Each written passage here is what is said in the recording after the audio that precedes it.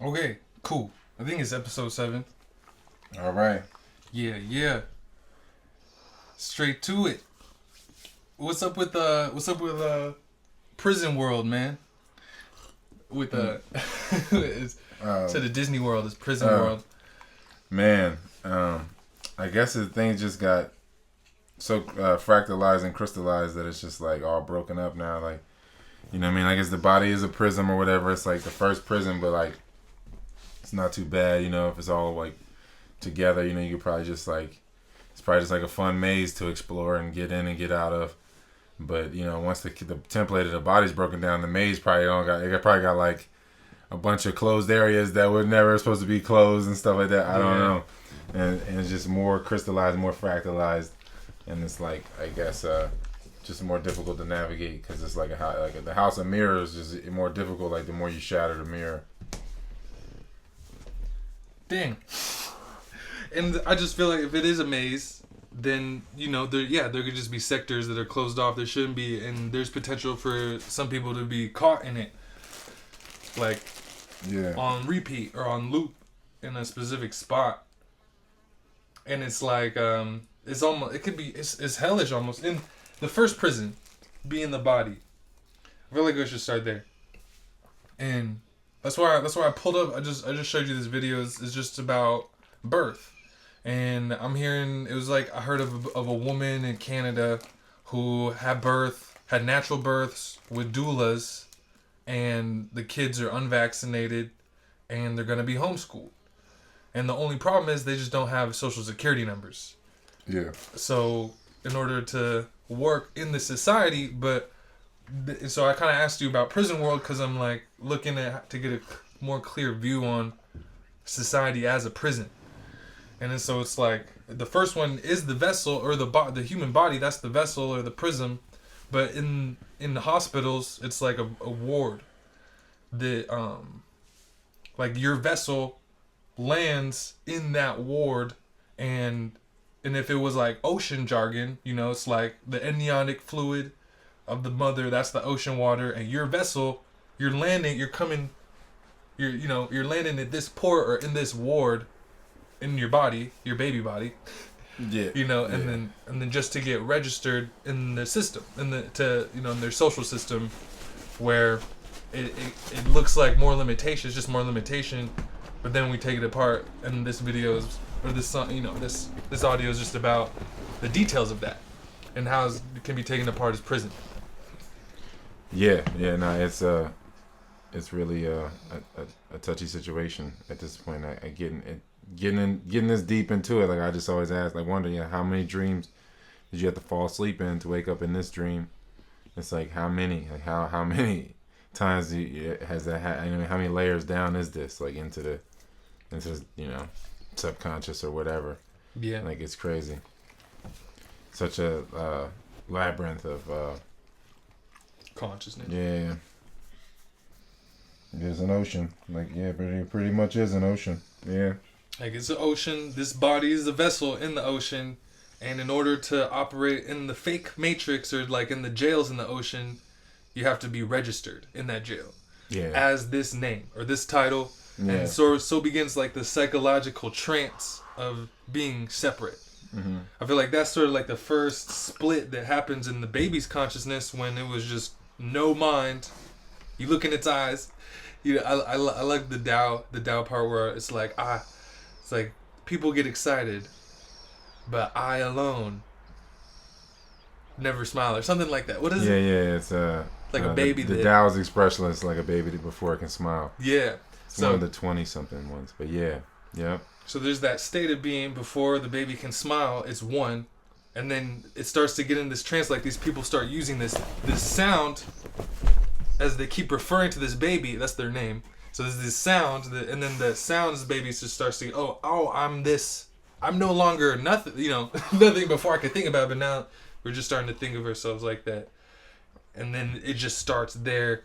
If you do sign up in a social system, in a prison, in like a social prison, and it starts with your certificate, your name on that certificate, I'm this person, and just to get integrated in that whole thing, it's just, yeah. Yeah, it's like Aldous Huxley was saying in the Brave New World. He was like, people will love their servitude and stuff. You know, like people. It's at that point where people want they sign up for their servitude.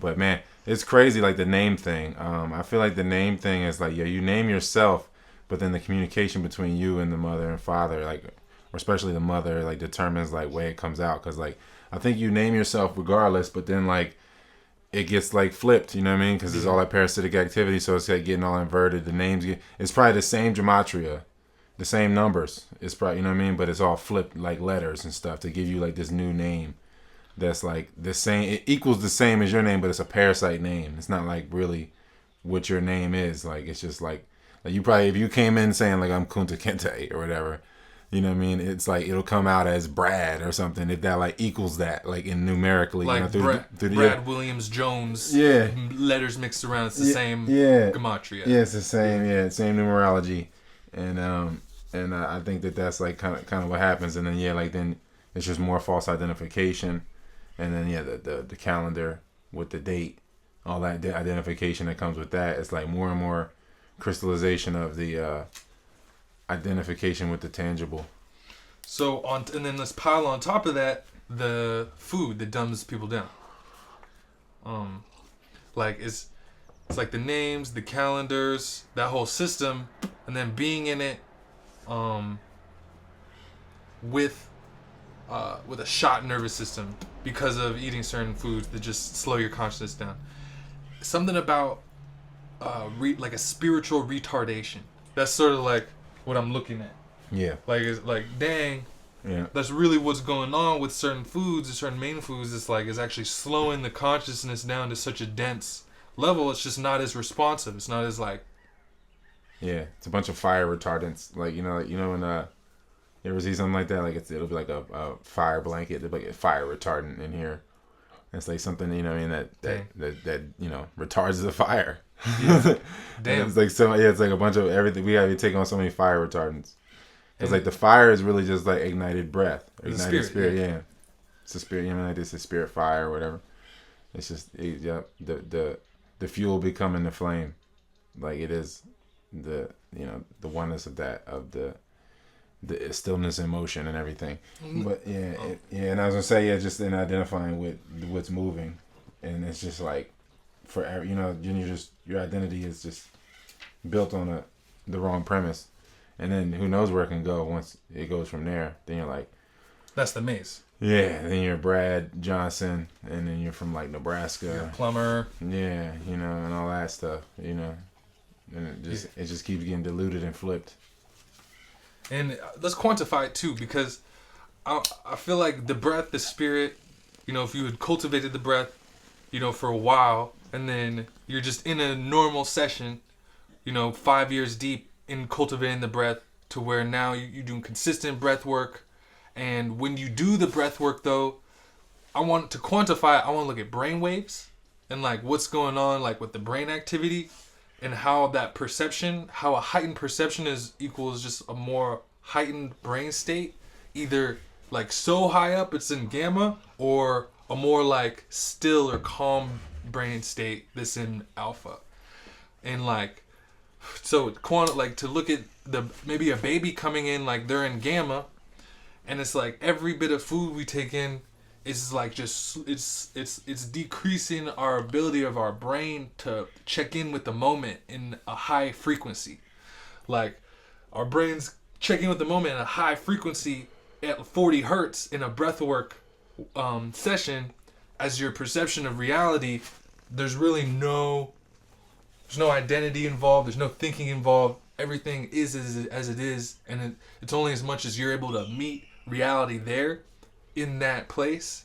You just go deeper and deeper into the moment. Yeah, and so with the food, it's just and other things. It just takes us away from the moment.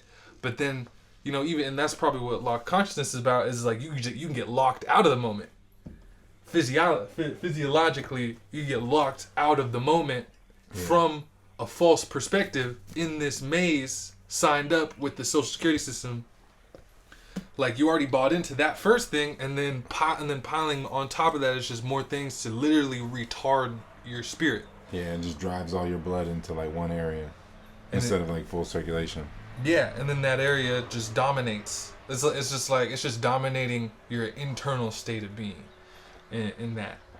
And so I like that. I like the maze notion. I kind of want to give my shot at like a way to navigate the maze, at least one way. Because I'm thinking about this, to either split it in between two things, like because mostly people at this point, if they're just living from those places, engaging with in the same behavior, and just patterns of the same behavior from that same place. If somebody does that for too long, they could be at like age 35 or 40, and all they are just a compilation of different behaviors and beliefs that aren't really who they really are. Yeah. At all. So you're identifying with the transient? With the transient, with the past, and identifying with the patterns of the past. And it's so hard if you're entrenched in the patterns of the past. And so that's one way you could go. Or that person who's identified with the past, maybe they could project themselves to the future, to a version of themselves in the future that doesn't have to do with the past. And they can start to use their perspective of who they want to be in a future reality that doesn't have anything to do with the past. Yeah.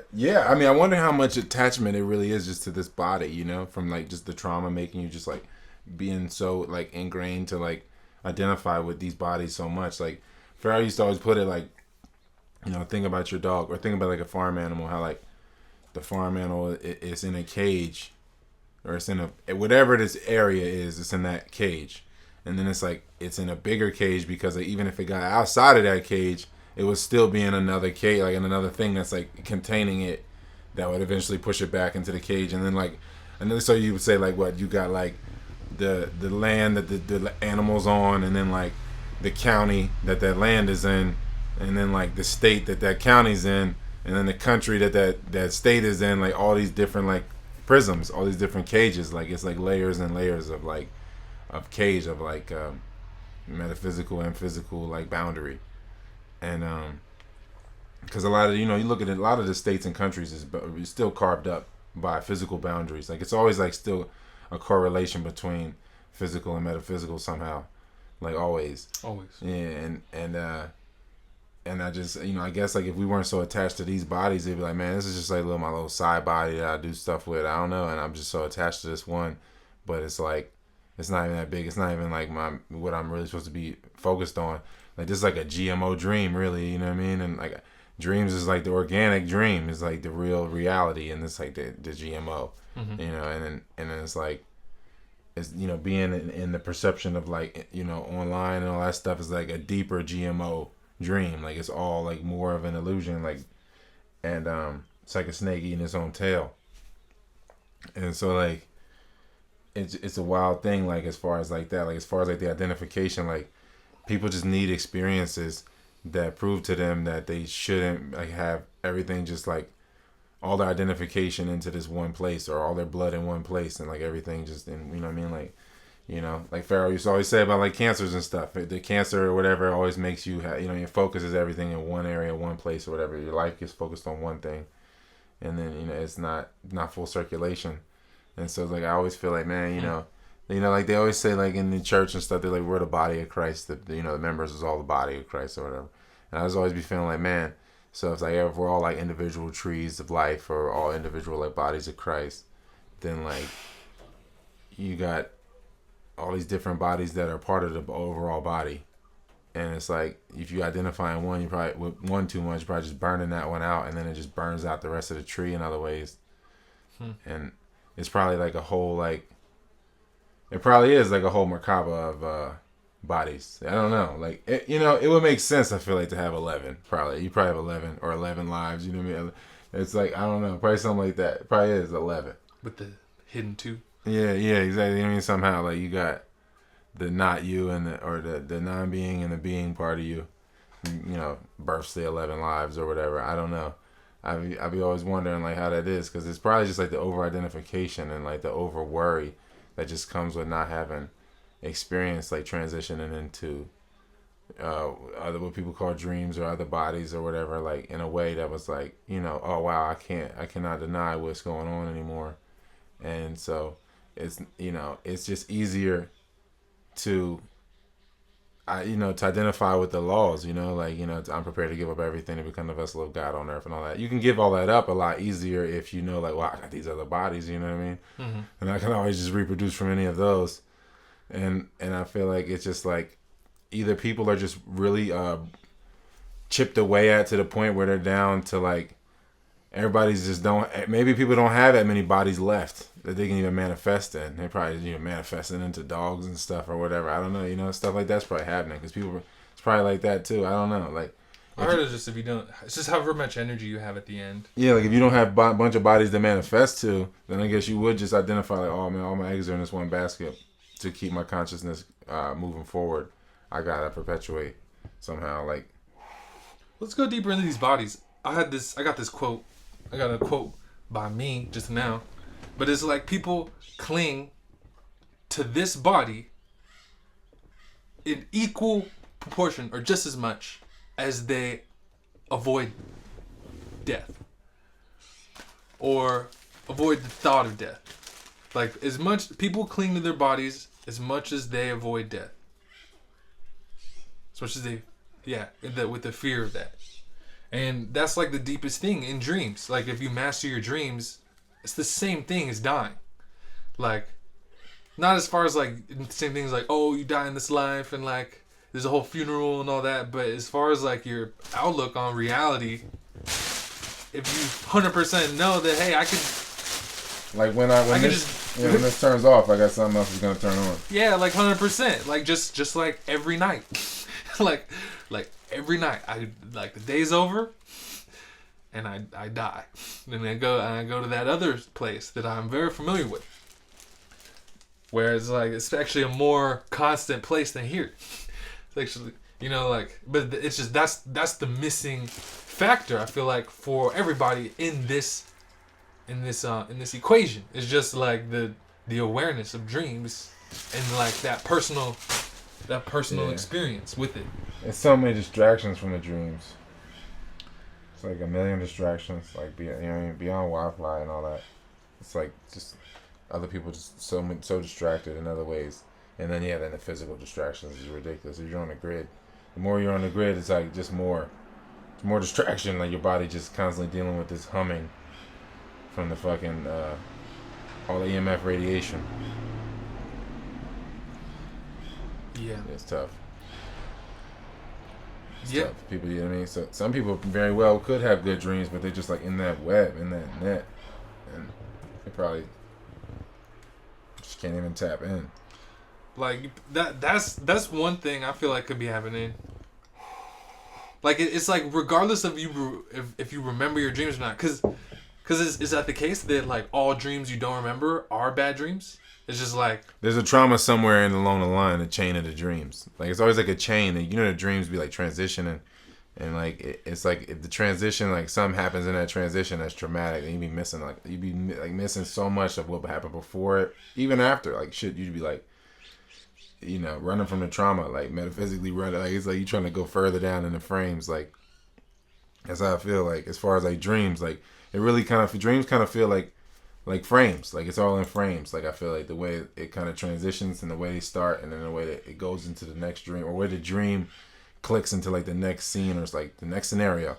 So like I feel like at some point in that whole like process of like the consciousness, shifting or the things shifting in the dream, like something happens that's like coming up, surfacing, and then it'd be like it creates that blackout moment, and then like some like chunks of the dream get missed, like, and then it like kind of repeats. I feel like every night that's how it be for me. I'm like, damn, whenever I'm like in a loop where I can't remember my dreams, or I miss a dream, or like it's just not coming back fully. I'll be like, damn, somewhere along the line it was something happened and I'm missing it, and it's because I'm blacking it out. It's traumatic, something I can't see. You know what I mean? That either that or you just can't fathom it. Yeah, maybe some of it might be like that. Like just from the human brain, like your human brain in this body can't fathom your cosmic intelligent experience. Like yeah. Sometimes it'd be like that. I guess. But like I'm not doing it. I feel like I'm not doing it any justice. Mm-hmm. By like just somewhere along the line getting chopped like that. You know what I mean? Because it's all the little micro traumas, and I be missing. I be forgetting. avoiding shit in the day, or like, you know, creating micro traumas throughout the day, and then that should be happening in a dream. But it's like in a dream, so like everything's like amplified. You know what I mean? Because, you know, in a dream, you'd be like, I dream of a Porsche. You'd be like, bam, you got a Porsche. You know what I mean? Yeah. So it's like, you know, you have a little micro trauma here, you know what I mean? Like, it's coming from something deeper in the dreams. Like, and they're all connected, and they play off each other. It's probably some mega boss that everyone has. Everyone literally has like a mega boss trauma that they gotta like be present for. I guess it's just being present for it. Yeah, just be feeling like, you know, when you be processing some of that shit and it's so big, you know, it's like, it's tough because you be feeling away, you know, feelings, you know, you be feeling away because you're processing something that's bigger than you can like fathom or like take it all at once. So you might feel away for a period. And it's just because like you're just taking in information and getting rid of information. You know what I mean? Yeah. Or whatever is happening. I mean, it's information, some type of information trade. And so people, it'd be like, through that whole process, you're gonna be feeling ways, like, you know, and people just be identifying with the feeling, and it's like, oh man, I know it's like a whole transition happening that my body's processing, and like, so it's kind of like going through from the other side. Yeah, in every way. Yep. So I just be seeing that it just be like little shit, man. The little shit be making the biggest difference, and I just, you know, I got, you know, just getting back to the times when my dreams was constantly vivid. It was just always like just a really gentle time. You know what I mean? It was no rush. I wasn't rushing in any way. I didn't feel like I had to be somewhere else than where I was. You know what I mean? Yeah. Every time I ever had those consistently, you know what I mean? I feel like, you know, dreams be vivid, but it'd be like to retain them, where I'm like, damn, I'm getting these shits every night, and I gotta write this down because it's so much. Mm-hmm. I gotta write this down. But yeah, I feel like that's usually that they usually come together, the lifestyle and then the dreaming. And that's like that. It seems like not the final thing, but once you do get to that level, then you can get more out of the fear of dying, and like, because I feel like that really just drives like so much of the culture wherever that's going on, with like a deep fear of death. Yeah. Like you just don't. You're just not as supported by life, or not even life, but just reality. I feel like the reality of your dreams and you being like in a gentle experience with that, and a gentle, consistent personal experience with dreams like that, that's like compared to not being there at all, you know?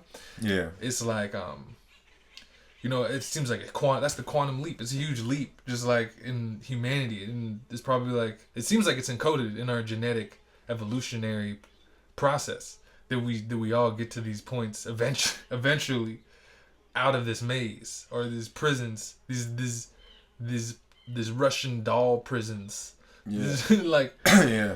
And it's not like we see a physical prison, but it's just this conversation is just really about the hidden ones, and then being like a mental one, and it's tough, but it's super clear when you see like what would happen if you were to stop conforming.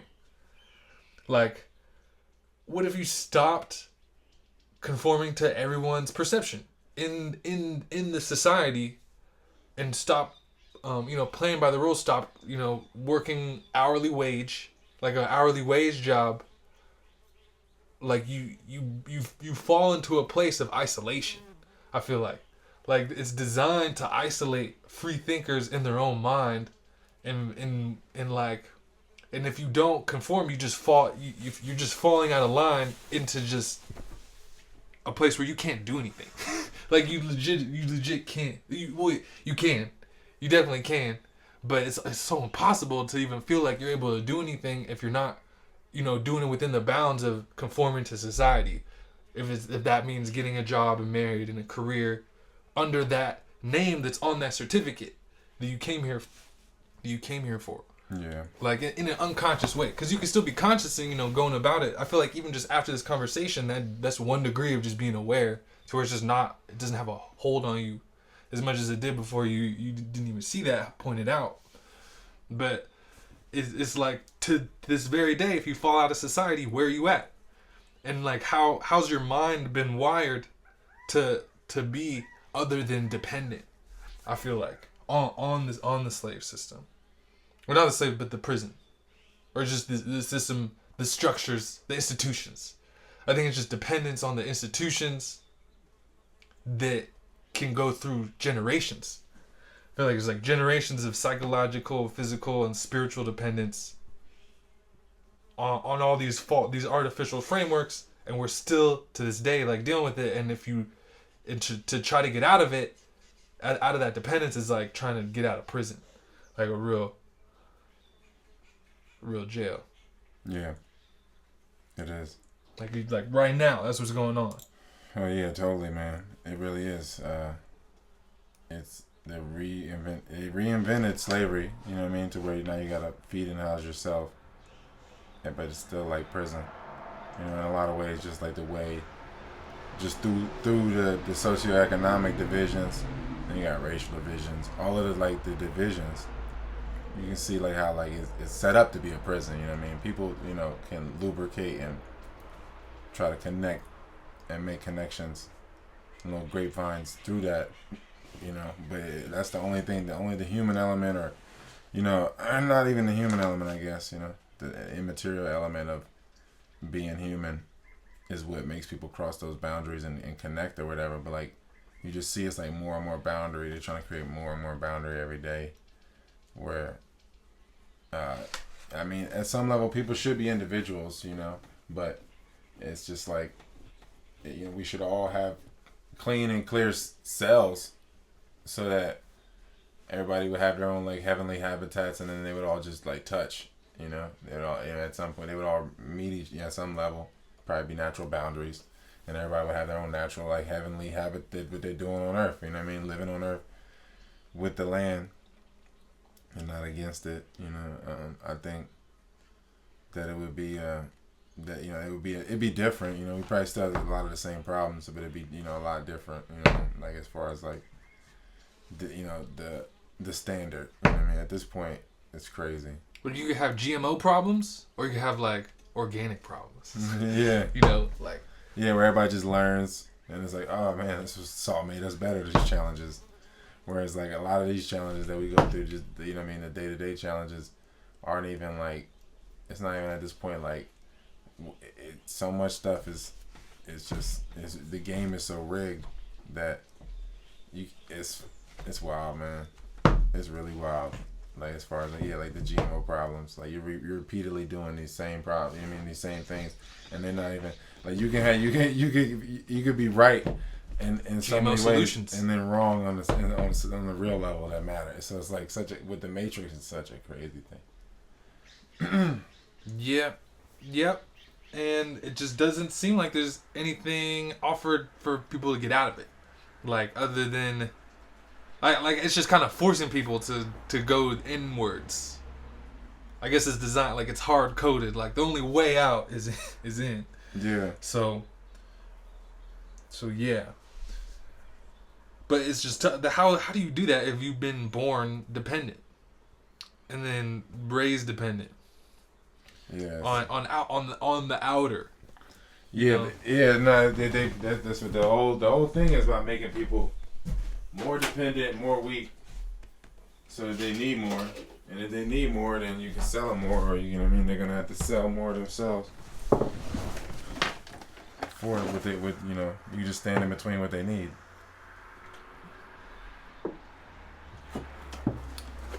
Yeah, that's crazy. Even with, yeah, it's tough, and it's just that's the same thing. Like I have so many things I feel like I need in terms of like, flavor. Oh, yeah. You know, like just because that's all I ever knew. Yeah. And that's how like create needs in these people that aren't really there. And then have them create like really decadent personalities off these needs in a kind of prospering environment. But it's like if you don't have those things you think you need anymore, where are you at? Yeah, it's a terrible place. It sucks. It's crazy, man. You know, I be looking at people. I've been looking lately at a lot of, you know, just people making like just cabins and all types of stuff like that. 'Cause I'm definitely give me another spot that I could like at least throw up like a pop up cabin on or something, you know. And I'm just looking at it like, man, you know, I'm listening to the people talk about it, and they're like, man, everybody should build their own house. It's ridiculous. I'm like, yeah, man, you know, you're not smarter than anyone. You just really, but you are smarter than everyone. It's crazy. It's wild, like how they, you know what I mean? Like how it's like, damn. It's crazy how that is, man. That paradox where it's like he was like, man, he's like, it's just something about building your own house. It's like, you know what I mean, you build your own house, like what can people say to you? You know what I mean? You built this shit, like, like, and I was just like, damn, you know what, man? That's what I really would like to do. You know, it's not that difficult. You know what I mean? Like I feel like I could definitely do it. You know what I mean? At this point in my life. I feel like it'd be fun. Be a fun challenge to take on. And then, yeah, it's just only going to be rewarding when you're like, oh, man, I got a house out of this. It's not like you invested in something that, like, I don't know. Yeah. Wow. Yeah. It was weird. I was, like, looking at this housing development. All the houses had air conditionings on the roof. Looked terrible. Like, architecture-wise. But then it's just mad primal. It's just, like, if you could have like an enclosed space with a heater, with a heating system, and a cooling system, that's like the baseline for everybody. It's like you go out and get an apartment or a house on rent to live in these like huts, these like futuristic huts. Like, yeah, it's like I'm like, damn, you know, still it's super primal, still very ordinary. You know, you see houses everywhere now, but it's like, yeah, just the house, the actual concept of a house is super primal. And like having that where you build it for yourself, you know, and then you live in it in a space, like, you know, in the winter, you know, you don't die. It's like in the summer, it's just like, yeah. I seen this son and his father, they built a cabin in a day. I was like, damn, look, they're about this life. You know what I mean? Like it just lets you know what's possible. You know what I mean? They're not the most intelligent individuals on earth. They did that though. I'll just be like, damn. You know, you could bang that out in a day. You know, you get your materials. That's gonna be a day though. Getting your materials and then getting it to the spot. That's a day. They already had the materials. You know what I mean? It's just like Legos at this point. Yeah, you know what I mean. So they had the materials all lined up. So yeah, that just will take a day. You know what I mean? But yeah, they threw that bitch up in a day, and like I'm like, man, it's so much you could do, you know, with your human mind if you just got the space for it. It's just so difficult, man. They're trying to make it so difficult for people to get some space. That's huge. Is how much you could do with the human mind. But then what about fear?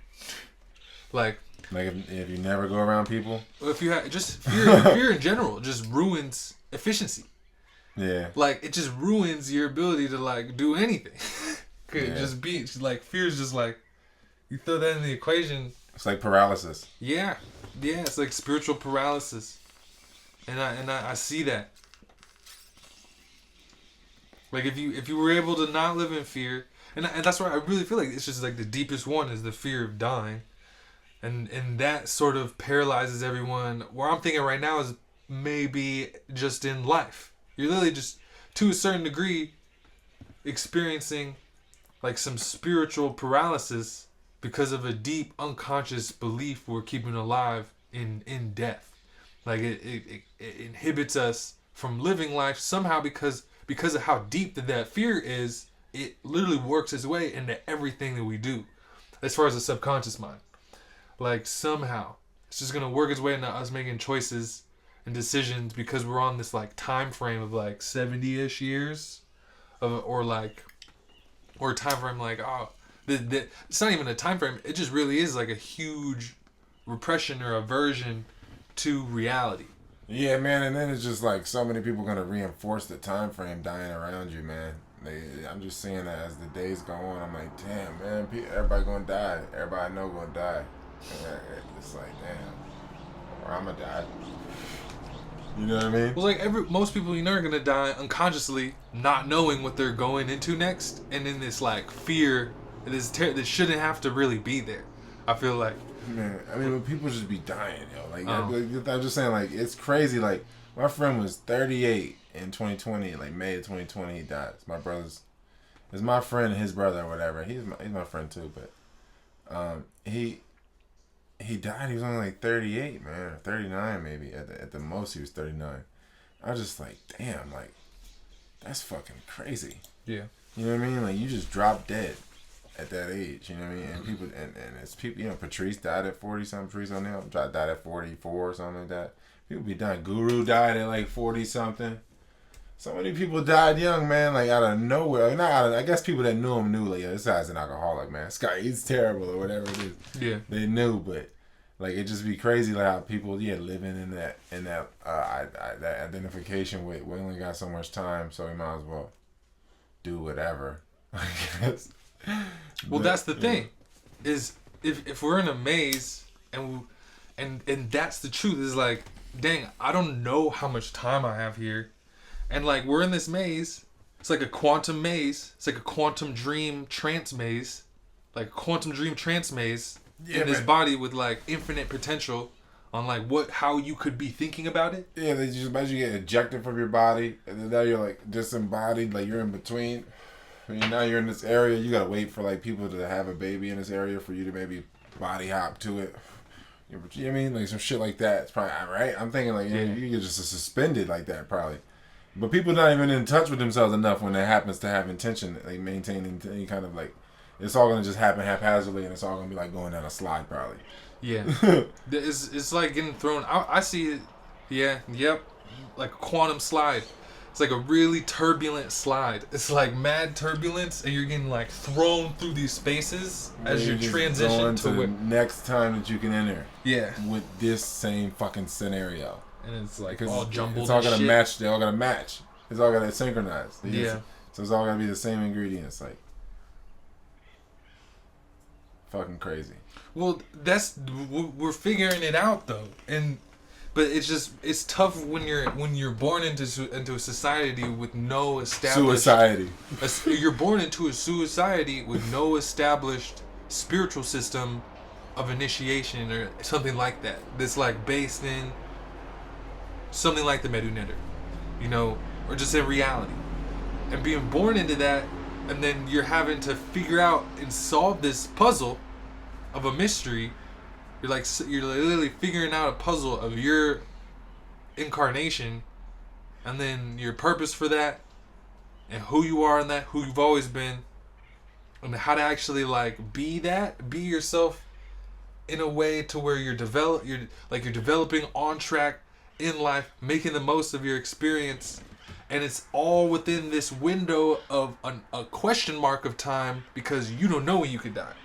Like there's no knowing when you could go, and so now that I feel like there's this urgency on like to actually figure this out before I gotta go and haphazardly figure out and be put into another body, right where I left off.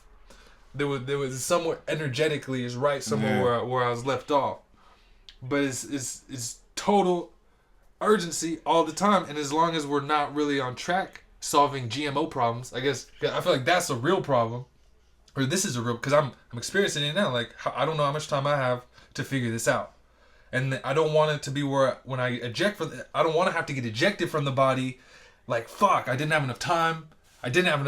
To fit, or I lost.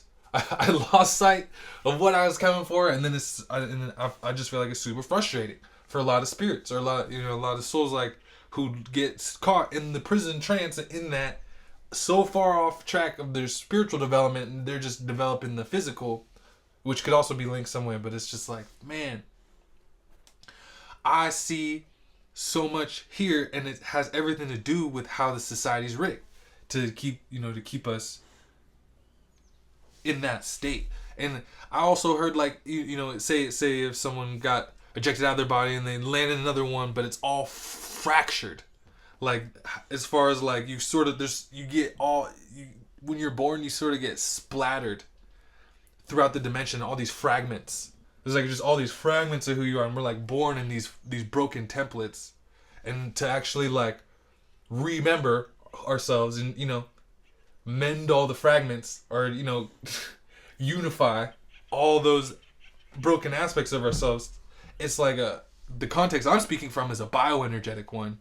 I'm just talking about the chakra system and doing bioenergetics, bandhas, different bandhas, but as you're tightening and contracting different parts of your central energy system, you're taking all these fragments, and if you're able to move the energy a proper way, you can actually start to remember who you are in your embodiment, as far as like orgasm and bliss, and just feeling empowered like that. And but in earlier before that, it's like the bus stop conversation. Like, you know, we get these conversations before we come here at the bus stop to go to Earth, and you talk to people about the types of lessons you want to learn. And I want to learn level 10 forgiveness. Not a lot of people are at that point where they're even able to like get in a position where they can maybe have a chance to learn level 10 forgiveness, but they need someone else to hit them with the, you know, to as a drunk driver. Like, I need someone else to get drunk and hit me and paralyze me on Earth, or kill a friend of mine, so I can then forgive them and learn that level of forgiveness. Just one thing. But it's like we make all these agreements with all these different people, and then we come here and we start to get all these lessons on whatever level that we're at spiritually, as we're synchronizing with each other to get to that point of of being realized. Yeah, and that to have that and then to apply it in practice to just my being, my daily being, it's just like to be honest, that's all that this I feel like is about. The Tao and in the Meduneta and the I Ching, just spiritual texts. It doesn't even have to be those specifically, but it's definitely a framework or a blueprint or like a template of what heaven on earth could be like. And yeah, but the distractions are endless. They're literally endless. To get out of the collective dream into your own personal dream, which is the collective dream. To make that transition out of everyone's trance, starting from you're this name on the certificate, and then here's some sugar and some starches. To get out of that, like through your developmental years, to be on sugar and starch, identified as this name, going into your teens and your later professional life, still on these original assumptions that you're separate from everything, you know? It's like... Yeah.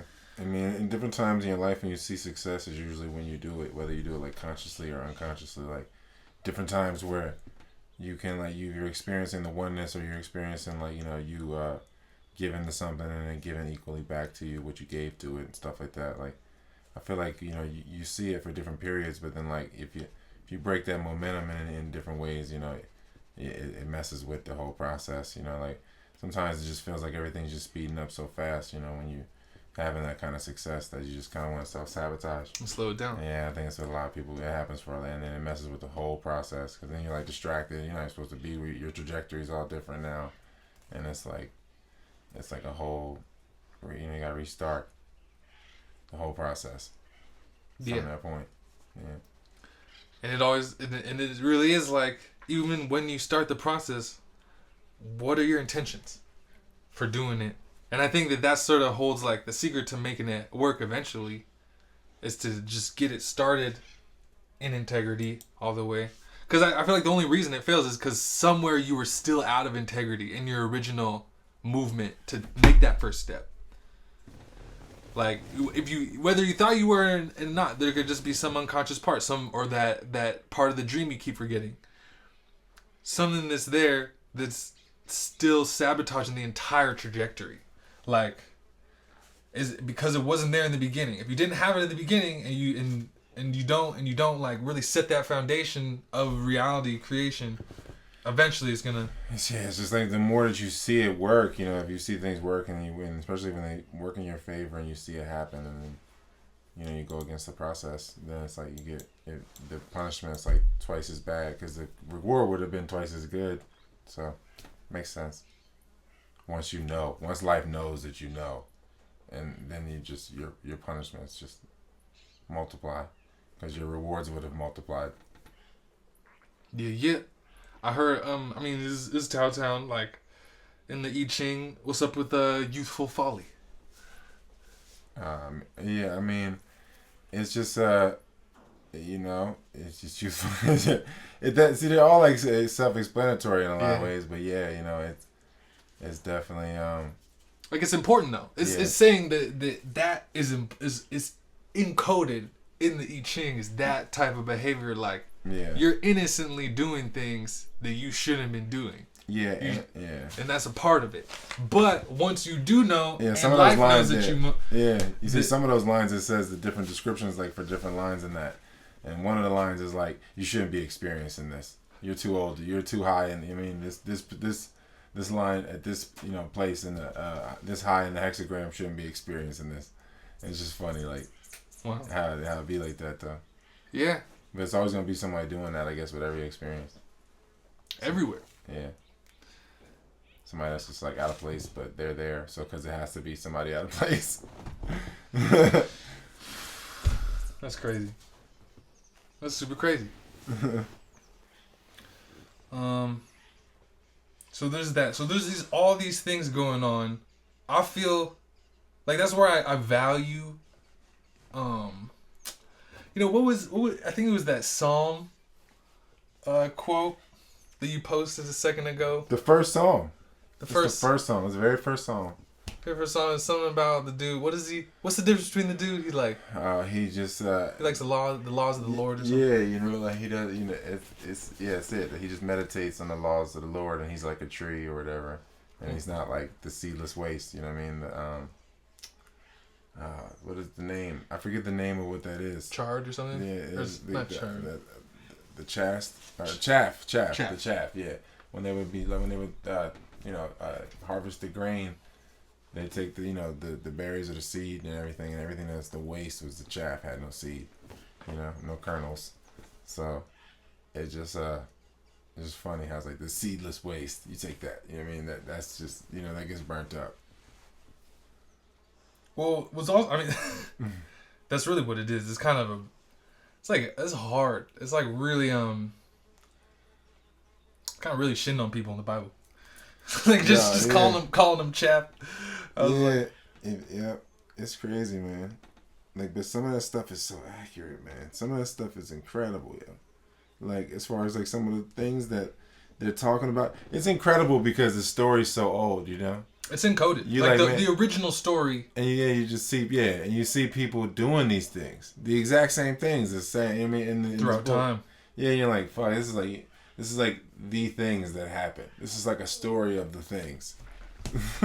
So it said, "Blessed is the man who walks not in the counsel of the wicked, nor stands in the way of sinners, nor sits in the seat of scoffers, but his delight is in the law of the Lord." So I'm delighting in these spiritual systems. Out of the nightmare. Like, coming out of it, seeing like, oh, this feels like the only way out. It's not the only way. Like, it's whatever spiritual system it is that can be the way for a person. But at this point in society, seeing how locked up and in chains it is, and how is like, can I have my shot at like incarnating in a body and getting like enough hints early on enough to live in integrity relative the whole time. And I feel like we still have a shot at doing that, but it really is just with like a devoted study of self in the lens of the Medu-Neter or the I Ching or something like that, or some oracle like that. Otherwise, where are we at? Yeah, so where are we without these things? You need a complete system to like really discern things and like just discern the faculties in your own body. Like, oh, this is what's being used or what I need to use, or pretty much. I think it's nice for just describing and shedding light on the processes and the relationships between the body and and the universe and the metaphysical body. Yeah. And I think you gotta have something to communicate with yourself, to communicate. Like, it's like you're communicating the body to itself, kind of almost like in a lot of ways. Like, it's like you're communicating, because that's what's happening. You're just like investigating the body. Like, you fully develop a human body, I guess, and in that process, like, you're just investigating the body and fully inhabiting it, or fully, just communicating with it or learning about it so that you can communicate with it and listen to the communications and not be ignorant to those. And I feel like that's like pretty much, I guess, like you just need that. You know what I mean? You need a way to communicate things to yourself. Fill the gaps. Yeah, to where you can, and in a more divine way than a lot of what's offered. We're more original, I guess. In a more intelligent way. Yeah. Yeah. It's more complete. So yeah, I think it's just more. Yeah, it's more complete the system is, the less waste it'll create. And you can't break out of prison until you know you're in it. Yeah. You know, until you're, and it's not even that. But I want to add two more. Is how it works, like how you're in it, and then how you got in it, and then in those, that's your way out. I feel like. Yeah, it's just, you know, you gotta really like to walk that back, to like really stop all the little, you know, curb all the micro traumas day to day, go through the dreams, you know, constantly just cultivate your energy or whatever, see what's missing, why it's, investigate further, continue to do this for years until where your body, you know, the communication is good enough to where your body's like on the same side as you, like trying to investigate and figure things out, and you know, everything's working together instead of you working like ran blindly against this body. It's just like an animal at that point. Yeah, it's just like that's kind of like the process, I guess. It's just really the process of getting out, you know. I guess it's just more of that, just more realizing what you don't need, and like create more space, more cleared space in your body, to where you can experience that space, and it's not like already like pre-obstructed. You know, and the communication just can be better, and then you just continue to evolve. You know, the more you inhabit the body, the more you can communicate. The more you can communicate with it, then you communicate outwardly better. On a whole nother level. Yeah. Whole nother level of communicating with yourself. Yeah. Like for most people, I feel like they're still doing it in English, or if they want to study to get somewhere, they have to like conceptually do it with words instead of with images. You know, like meditating on words and studying texts and like conceptually doing stuff to get to where you want to go, or to just like have the entire way that you're realizing reality be coming from a completely different place. That instead of it's consuming information, it's just intuiting the information like as everything, you know, through a symbol of what that actually is that's been already, you know, laid out by the spiritual masters of whoever was making, whoever laid out. You know, I'm thinking of the Pau Neteru right now, but that's what it is. Like, if you could be able to look at one part of the tree and just meditate on that being, Tahuti, you know, or whoever. And that would equate the same thing as just like all the things that Tahuti symbolically means. Some other person could probably look at one sector of that and find it in obscure scientific language somewhere else in a classroom. Yeah. And they're only getting one piece of what could be processed as the whole in all these units in the tree of life. We're just kind of looking at it's just fragments. All of it is just fragments. And as long as we take that in, we're just taking in fragments, broken pieces, we're just going to be broken. Or relative to whatever that fragment is. And it's broken in the sense that the entire nation is broken, low key, in the household, but no one wants to talk about it. And when these things happen, the trend is to just wait for it to go away. Or wish for it to go away. Yeah. like let's just avoid this and just wish for this, just go away. And then I feel like a lot of people are kind of like in that lifestyle. I'm like, where is this going, man? So much dysfunction. Like, where is this going? You know, where can it go? What is it building that can you know, what can it build? You know, what can this level of dysfunction build? Like, it just other than what comes out of the destruction. I guess what we're seeing. Yeah. But yeah, it's just like, man, it's just so much. I just wonder every day, like, where can this go? How much further can people take it? You know what I mean? Because it's like, you can feel the thermostat of people. And it's just like, damn, that's where they're taking it. You know. Yeah. And it's just crazy to see. I guess I'll find out. I find out how far I can go. Yeah, it's the phrase in the news is like watching our country go down this path. You know that. Oh yeah. like oh man, watching us go down this path. What's gonna happen? What's gonna be coming? Yeah, man. 100,000 people OD'd on fentanyl in 2020 or the last 12 months or something. Yeah, man. I don't know. Like that's a lot of people. You know what I mean? I don't know. Nobody talks about that. You know what I mean? People don't talk about stuff like that really. You know what I mean? And I just be like, damn, man. Like it's crazy, like how it is, you know, how America is and how like what's news and what's not news and what gets attention and what gets like phony attention, and it's just like, man, this is crazy. It's a circus, man. This is such a circus, like yeah, like and you're just like, man, somebody is consciously moving these chess pieces around, you know what I mean, and like it probably is just one parasite at the top. I feel like it's just like with Mel Gibson when he was in that one movie, and he was like, he was at like a board, and he was like, no man, there's like we all got a bunch of people got to agree on it. He was like, no, there's one man at the top. I know it's one person at the top. Like, and it's probably just one parasite that like they got the other parasites all in position, and I guess they just do the bidding. But it's, man, I wonder how with that parasite. I wonder if it's a fucking computer.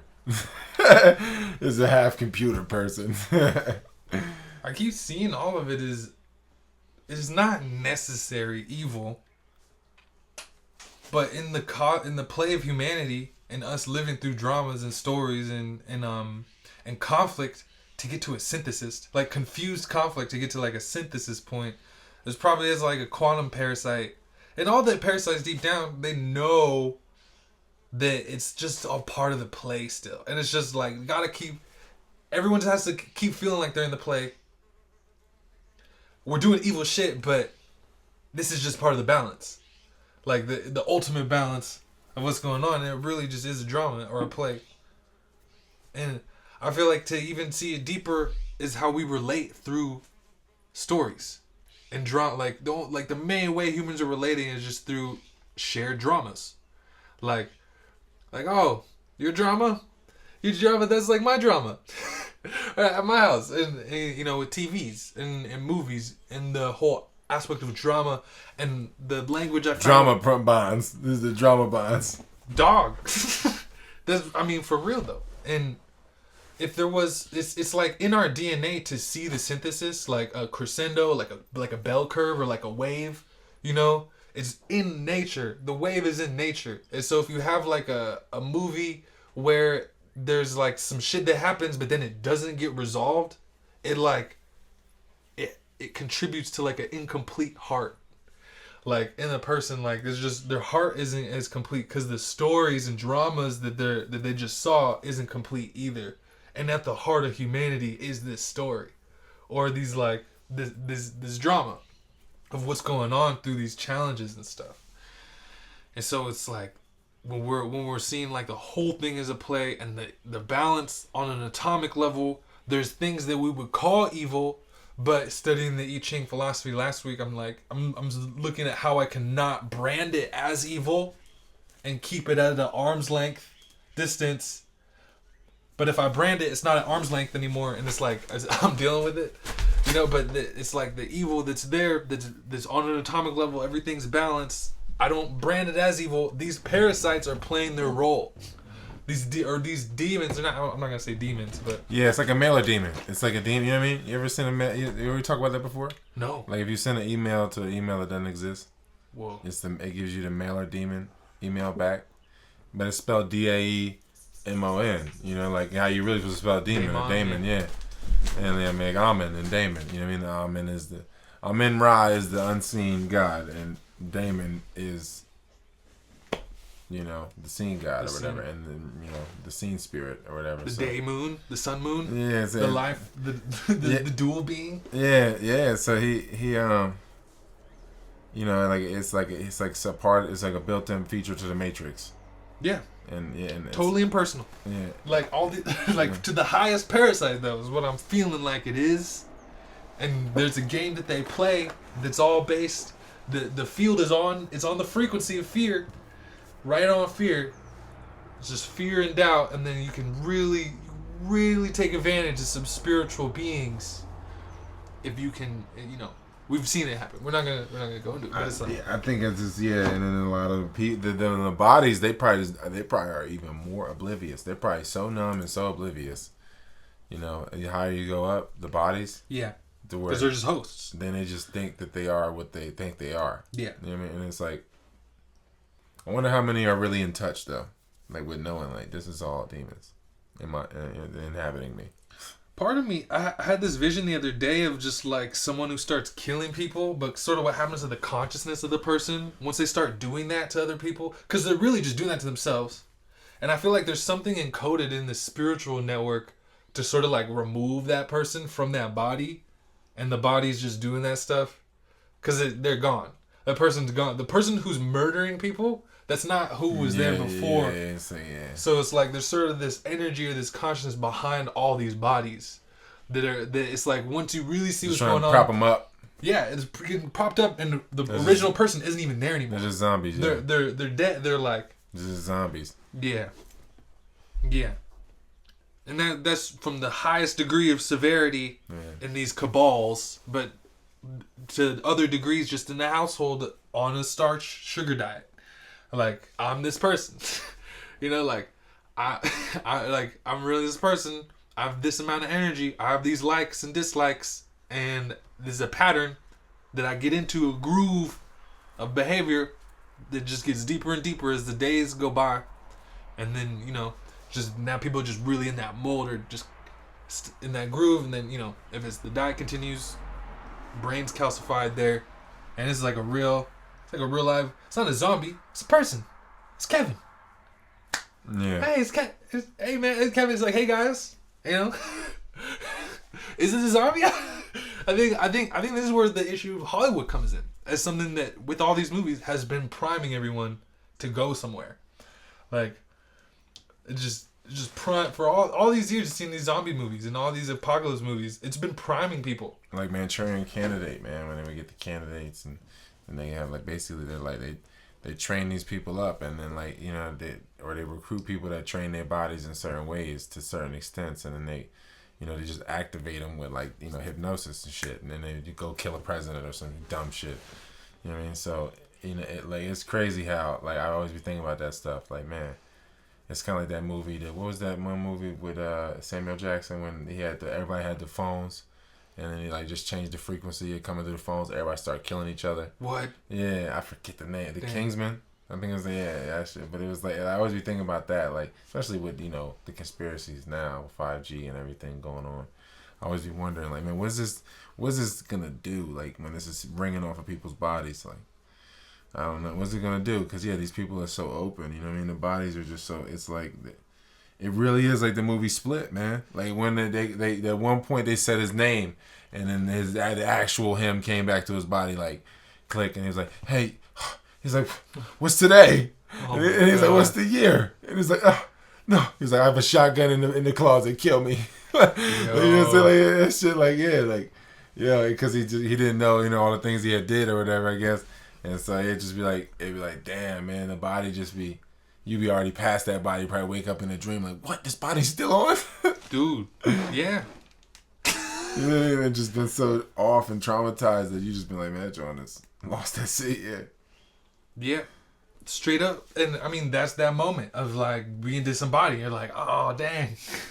Yeah. Like, oh, man, what happened? Yeah, I mean, I just be like, at different times, especially on drugs, man, or even, alcohol is a drug, so I be on alcohol at different times too in my life, and I was like, yo, I'm so detached, this is crazy, man. And then like, then you black out, you be like, damn, I got even more detached. Yeah. Like, and these spirits, I mean, they're just the spirits, right? Yeah, it's like just the energy, I mean, that shit, whatever you want to call that shit just inhabits, and pushes, it does what it does. Everything gets flipped. They just started spinning that Merkaba upside down, probably. Yeah, man. Yep. That's there. It really, like, the dissociation is there. It's real. And it's just as real as not remembering dreams. or just completely dissociating from an experience, a traumatic experience. You know, I don't want to remember that. I don't want to see that. I can't see it. I don't think I could handle it. That's one thing, you know, when I was learning about just how trauma works is, you know, the nervous system stores all of it. And when you start to get into the, you know, the work, you know, you start to do the shadow work, it'll, you know, all you're doing is like letting whatever you're pushing down come up. And then you experience it, you breathe through it, you process it. Doesn't have to be cathartic. It could be graceful. Either way. Doing great. Doing really great with that. But it's like your nervous system is giving you what you can handle. Like, it's always giving you as much of that whatever energy that's bound up from that original thing. It's giving you only as much as you can handle, because if it gave you more, you'd be too overwhelmed and you can't fend for yourself in the physical world. Like, if you have all your traumas in your mind, you can't apply for a job, you know, to eat. And it's just so cool how that's in nature. So like, it knows what's going on. It's that intelligent. It's like infinitely more intelligent than the identity, the emotional, sensual identity that's spiritually retarded. If I feel like it's just being like slowed down into identification and limitation, and then pile on more dense slowness, you know. That's like so we're getting out of it and seeing how it's just like nature and your true self knows what's happening. It knows what's going on. There's no need to like get confused or in fear about it unless you want to get emotional. You're identified with those emotions and stuff. But otherwise, you can really just get more and more out of that hell of like feeling trapped and confined to your thoughts and and your body. Now we're just getting into our dreams and like our dream self or like our God self or yeah. So it's just like those things. But to get there, I feel like the next step is to like integrate into society, as like you have to like integrate into normal society, like getting out of normal society, distancing, isolating, realize you weren't that, and then once you get to that point of limitlessness, wherever society's at, whether it be 1450 or 2000 BC or 2021. Gotta integrate with like the normal people. They're not the normal people, but and just be that agent. That's just all that it looks like. I don't think there's any conclusion. I don't think there's any like final point of realizing this is who I am, because like you can't define that. Like there's no like I'm seeing like there's this journey of learning about who I am that a lot of people set out on, like and it's like to discover who I am, and then that's sort of their way to heaven is me learning about who I truly am. But like if who we really are is undefinable, you'll never get there. Yeah, you just like get in touch with what being is and what being isn't. And that's the final thing, is just to be but on that divine level. Where a lot of people in society, they're like, what do you mean? Could you imagine a society? It's not like a cashless society, but one that somehow eventually they just like, oh, we don't use money anymore. We don't need that. Everyone builds houses. Everyone builds houses and farms. We don't need money. We just be. You just barter. Just barter. Right? Yeah, just bartering and being. There's nothing to do, and in today it's like you gotta do something. Like you really need to do something. Everyone's like, but it seems like the end game of this is like, no, but it's not from a perspective that's Debt creates money though, man. I'm trying to say debt is what, because then people be like, yo, build this house for me, or whatever. You know what I'm saying? And I'm gonna pay you in installments or whatever. Yeah. I was just saying somehow. No, I'm just saying it's just funny how debt it creates the money thing, because like if you just have like goods to trade. Then your goods are traded. I trade you this, you trade me that, and it's square business. It's over. Square. But if it's like people don't have the money right now, but they'll have it in time, it creates the financing thing, and it's like that's that whole debt thing right there. It's crazy. Like that's what creates money, really. Just having the need to finance, the need to not. You don't have the money right now, and you'll never have the money right now based on the way your cycle is and the amount of money you get. So we can finance it out to where you can buy it, and it's like that whole process of like going into debt is what creates the need for money. Because the people need the debt and need to be able to go into debt so that they can get the things that they can't do. You know what I mean? They got to go into debt to get their house or to have a car because they don't know how to build a car or a house. Yeah. You know what I mean? To where it would cost cheap. You know what I mean? And then they would still enjoy it. Like, you know. Or people need to go into limitation to experience freedom. Yeah, that too. Like, or you have to go into debt to finance it, or go into a deficit of energy. Because I'm looking for these parallels and analogies. Because money or currency, energy, current, you know, is there a cosmic principle that is like creating a necessity for money? But if money is just mirroring energy in general, it's just gonna manifest, I guess. It's just gonna happen. People are gonna be like, I'll pay you. It's because it's debt, man. It really is saying like, I'll pay you. Like, you know, that's really what creates the money. Like, or like, because it's like labor in a thing. It's like, because I guess you would exchange your labor or your goods. So money is just like a placeholder for labor or goods, and you exchange it, and it's like a promise of labor and goods more than actual labor and goods. Yeah.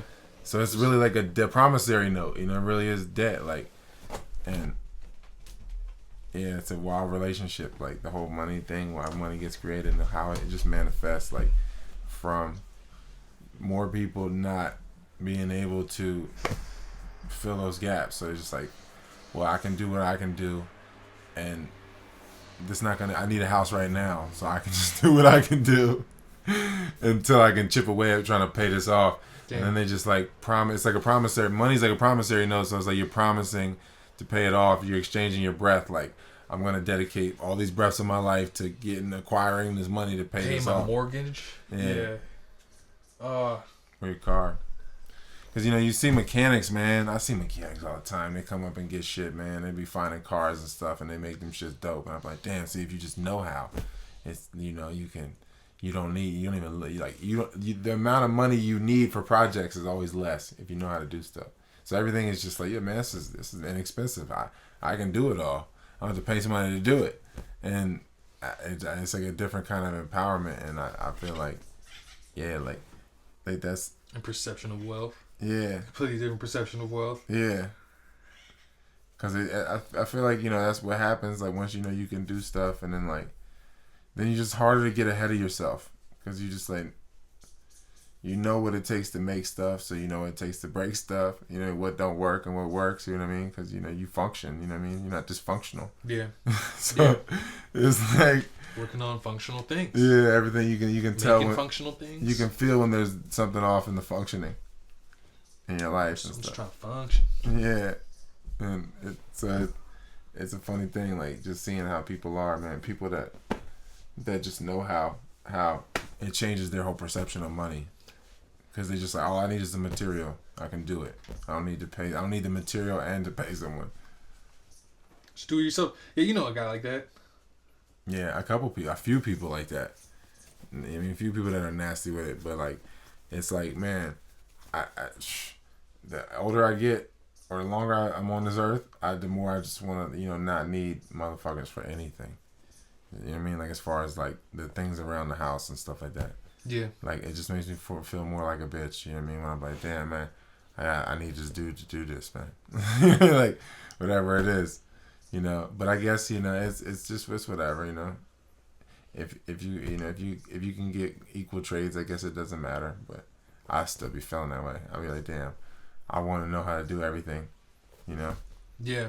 As far as like if somebody come and do my plumbing or something, yeah, I need to watch you do this because I feel like I could do it. Yeah. So you got the wiring book. Yeah. Yeah. Yeah, man. I'm just trying to dig into everything, man. Dig into all of the how-to shit right now, while I can. While I know I'm not doing no breathing with this air quality. Yeah, so much smoke, man. Yeah. How much so you don't even be breathing? I do 2 sessions a day. 2 sessions. Yeah. Yeah. I'm just hitting with the sounds. Yeah, I do my 2 sessions still, but it's just like, I don't know, I was just doing a lot more reading. Because I ain't doing no breathing. I mean, the breathing, is, especially down now, it's like, damn, this shit is bad.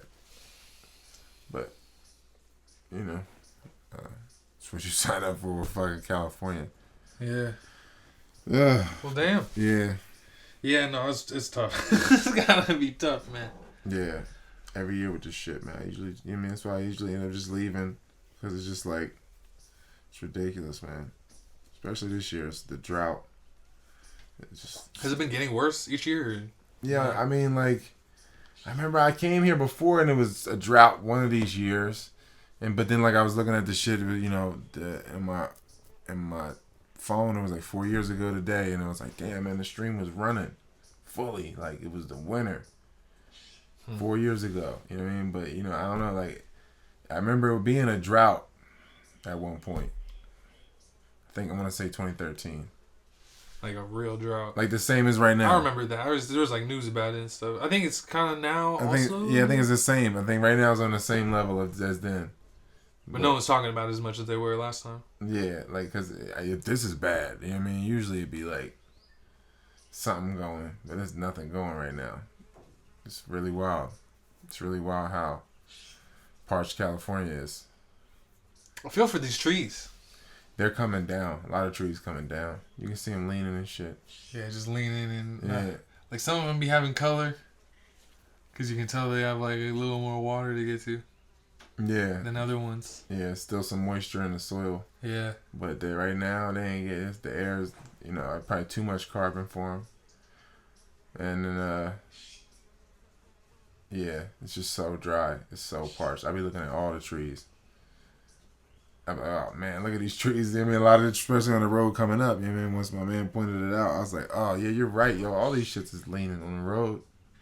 No one really takes care of them. I guess there's like,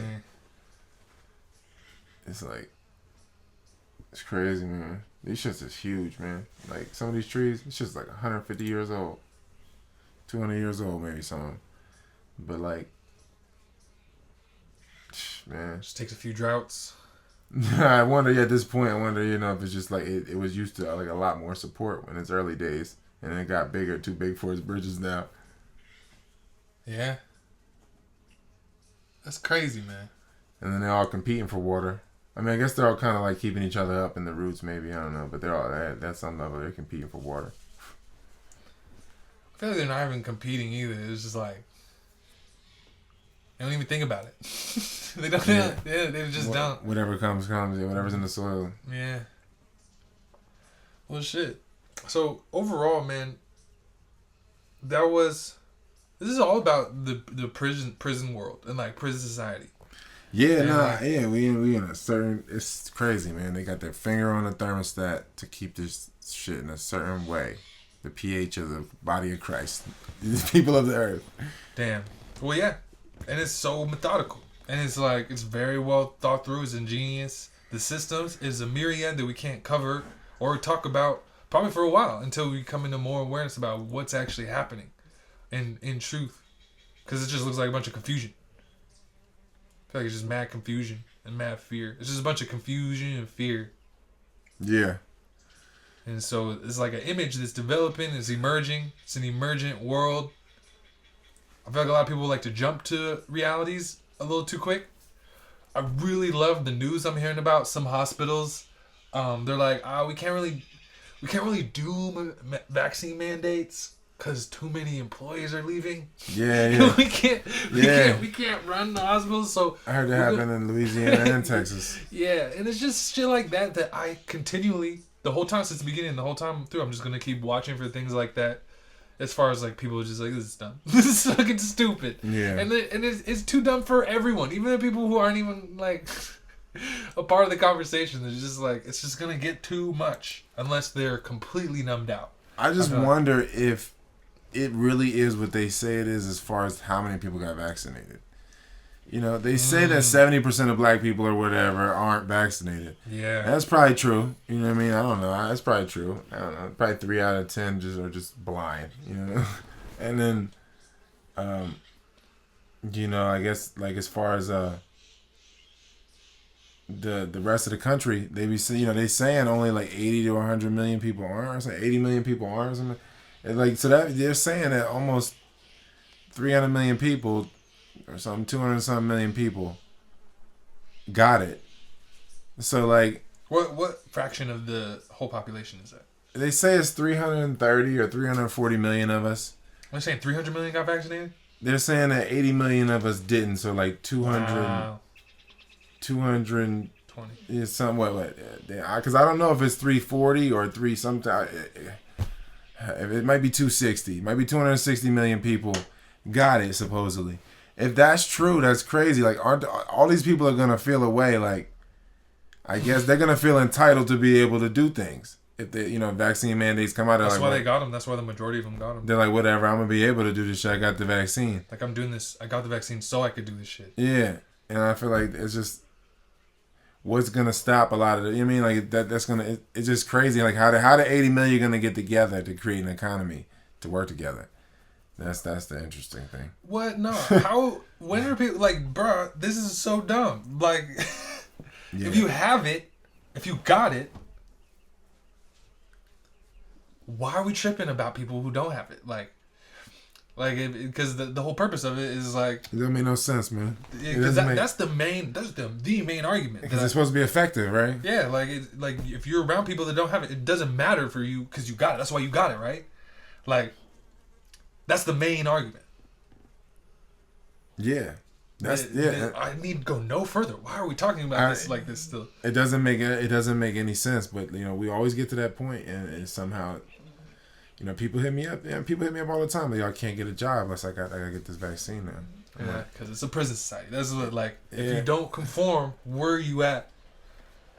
And it's like, it's forcing people to like stay, to keep engaging with it, or what? Like, there's no other option unless you like know someone off grid. Then that's it. Yo, it's bad. It's like that's why I'm like these 80 million people, they gotta somehow make an economy come together to make an economy. I can't believe that many people caved, man. 260 million people caved twice, got the shit twice. A lot of them. Get that booster. Like that's crazy. Get to that think of booster, son. To think of that momentum.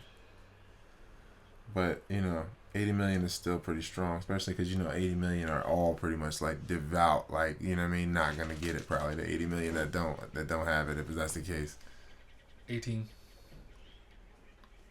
All the yeah. Yeah, I mean, Got all the fertile eggs right there. Yeah, 80 million motherfuckers are like, no, I have some self awareness. Fuck out of here. Like, I know who you are. Yeah. Trying to vaccinate me. Yeah, it's at some level like these 80 million gotta somehow get together. I think it's just a phase. It's a period of coming into awareness on really what the holistic science is. What Pfizer and many other companies have been up to. So these 260 million people, I guess it's like it benefits motherfuckers if a lot of them die or have adverse effects. Because that would be, I guess, the process at this point if that many people caved, If it's that many people caving, right? Yeah, I mean, what about the adverse effects? Like, that's what it would take, the process of learning to go holistic. Is all these adverse effects. Yeah. Well, I just feel like it's not even that the opportunity isn't really there as much as it was for people before 2020. Like, if you went through your process before 2020 on like recognizing what Western medicine looks like in comparison to the holistic sciences of the East that have been around, and then you follow the money on the medicine in the West. If you had that process, if you were able to go through it, and then you watch the documentaries, you did the research, You know, people going around actually talking to these people like, yeah, we're evil. Like, and they haven't been lying about it. They haven't. No, they don't. At all. They haven't been lying about it this whole time for like 30 years, 40 years. But it just got more and more intense 2000 and 2010. You know, people are doing research and there's some appalling stuff. There's like really appalling stuff just about where these vaccines are coming from. The ones that we're getting now, like who were making these ones. They've been making all the drugs the whole time. And so to go through that process of like, oh, I see all this, I cannot trust you.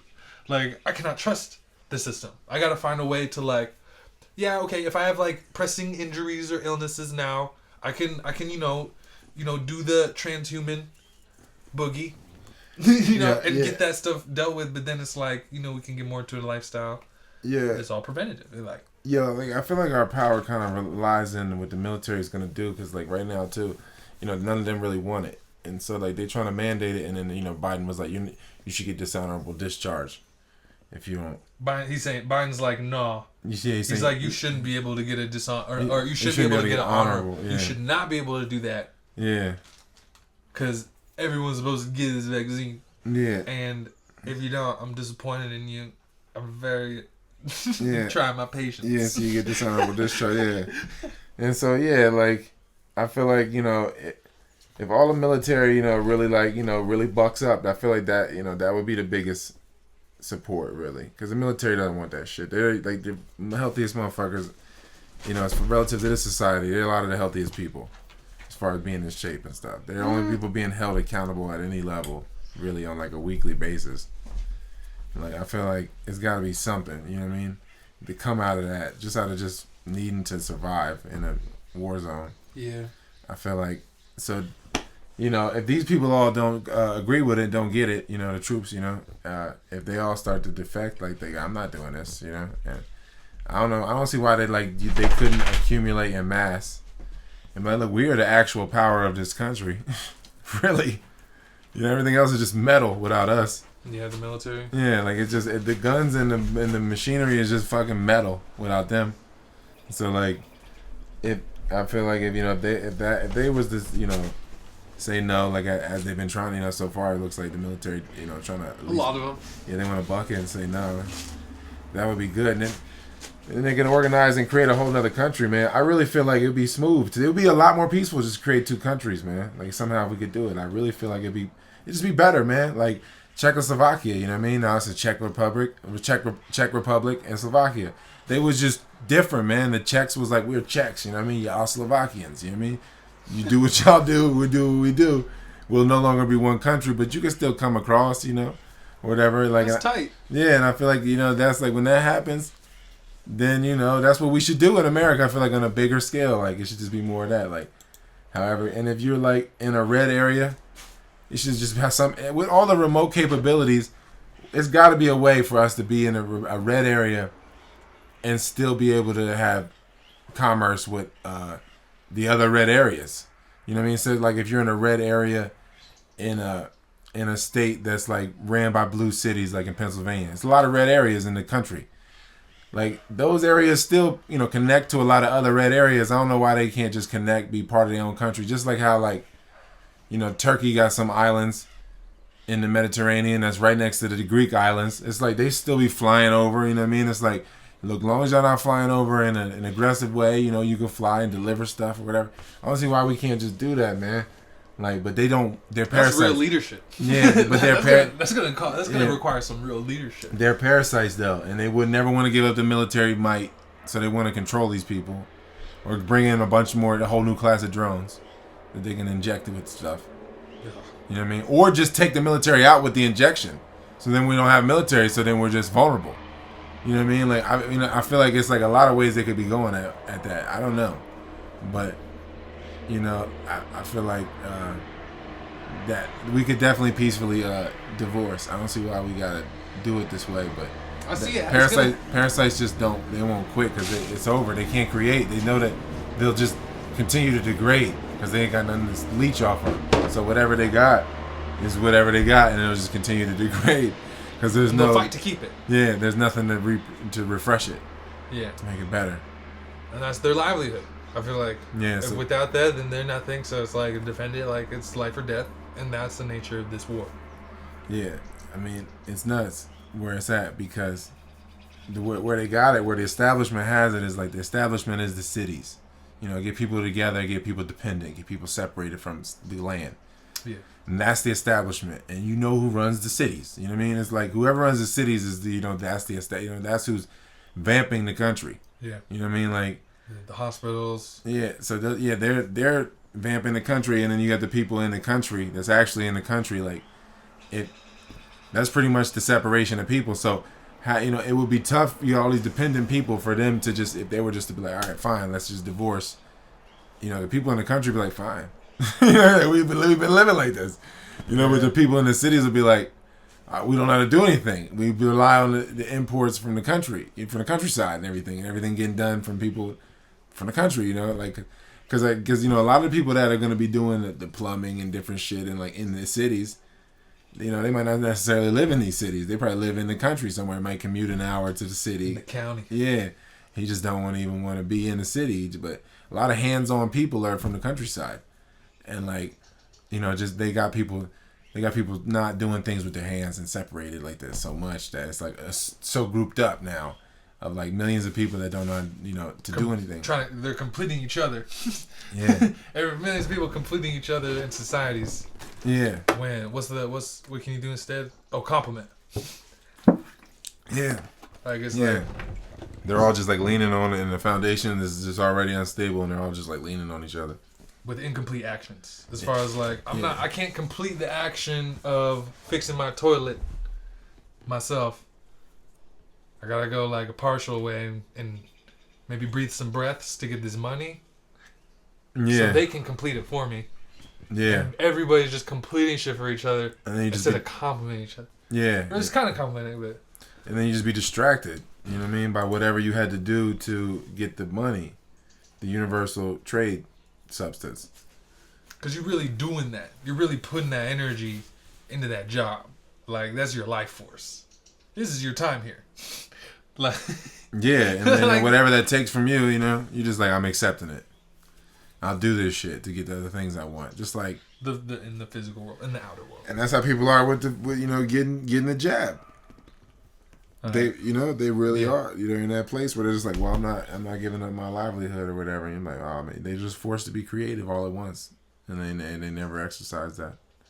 So it's like stuff. It's like a lot. It's a lot for people to change the direction of that ship. Crash course. Yeah, at that point. Super sport. But it's there for them. I feel like it'd be there for you, and then it'd really be speeding up, and then people just self-sabotage. Yeah, because they can't. The ego complex can't handle that reality. Like, it's just as hard as it is for me. Because if I go through some time, this is where I'm at right now. If I eat dense foods, it's gonna slow me down. Like, and it's so comforting when things are speeding up. Like, when things are happening, it's like that level of self-sabotage. Yeah, it's a belief thing. Yeah, it's an identity thing. That the identity of who I've always been in that habitual groove of behavior and that pattern of behaving to drastically change, the outcomes of that, and then for me to like, okay, this is how things are now. This is just how things are. They're gonna be like this. Nothing like how they ever were. The pull to like regress is insane. Like it's like insane, super tough. And then even then, it's like once you get through that, it is because how it goes with heroin addicts or something is like it's all this willpower now you have to use just to stay clean. So now I don't even have willpower to do anything other than just not be on drugs, i.e. sugar, and what the states of being that are just that sort of these habits or techniques that my identity picked up, right? To keep it where it's at, or to support that identity. So there's just these identities are getting supported by all these institutions in society, and if these institutions were to be taken away to where you can actually be free, yeah, everyone will sabotage it. They'll want to be in prison. Yeah, they want to be because that's home from that perspective, that identity but it's not the true self. That's the thing. That's it's like a tree growing in a pot. Damn. Right? Kind of like a tree growing. Like, I mean, all of this around it, it's like in the Wahoo Jing, you're saying like you don't see the tree as an isolated event. You know what I mean? You see everything, the water, whatever. You know what I mean? Because like the roots are gonna go wherever they're gonna expand and take this space wherever the water was. The roots are just gonna take that space and become the water. Yeah. You know, and so they just become more. Everything is becoming, and everything's just becoming. And so like, if you're just cut off like that, then you just in a pot. Yeah, you just like becoming. You're not like I don't know. You don't. You become Yeah, you just becoming that shit. You know, just in a severed pot shaped. Yeah, roots. like a graft, right? Because that's when they cut off. You can cut off a limb of any tree and graft it onto another tree, and so it's like kind of like I guess like a graft. We've been grafted, probably just like it's just like you just cut off and like a graft, Wow. Yeah. Yep. And it goes deeper and deeper, and I just I want to get to a spot where I'm feeling completely that this is all so impersonal, has everything to do with like it's all impersonal. I can have faith that everything is as it is. Like, it is, everything is what it is. I don't have to hope for things to happen. I have faith that that's what it is. So it's like, I can actually be in that space where I cannot really go into like fear or like resistance about all this programming. Like, all, like all of it. Because it's just so overbearing. Coming in, like, it's like, how bound am I to these attachments that I was in a really rigged system way. It was set up for me to get attached in these ways with the intent that I never figure out how to unattach it and I just die a battery. Like, I feel like that's probably like the goal, right? Of whoever's in charge of it, of the mind control, is like, it's just best case scenario, they never realize it until they die. Like, yeah, they never. That's like how much ingenuity or how much intention was put into how divisive these attachments are, or just like how this system is. And I think when you realize like at the end like that, then you just want to come back. It's like, oh, I remember. Yeah. It's like a crazy funnel, and you just keep forgetting. Yeah, and that forgetting, like, if memory is power, just to have no memory and then just to really be like that. There's no, like, I really do feel like there can be so many memories in somebody's consciousness. Like, if I'm watching a documentary, it was like these old ass mafia dudes. Like, how do you have this much energy, bro? Yeah. They're so old and they're eating pasta, like, all the time. And they're just charged up off of their life. Yeah, they're legitimately charged up off the memory. Because it's all real and they was all in it. Like, they was in that shit. Yeah. And they're older models, too. They're not even like the newer model of person. It's just more broken down. So, like, they can retain more. But if they didn't have those memories, like, it's not even just regular life memories. Like, it's just not, it's not as, I feel like one lifetime of, like, mafia life memories, the intensity is probably like 2 lifetimes of just regular memories. If you could just remember last lifetime, if you just had those memories to go off of how charged up you would be right now. And so to keep people in that state of forgetfulness is like a sea of forgetfulness. Yeah. And it's tough. It's a pull. It's a constant 24/7 pull, or just a black hole. If you are in a city, working a job, paying your rent,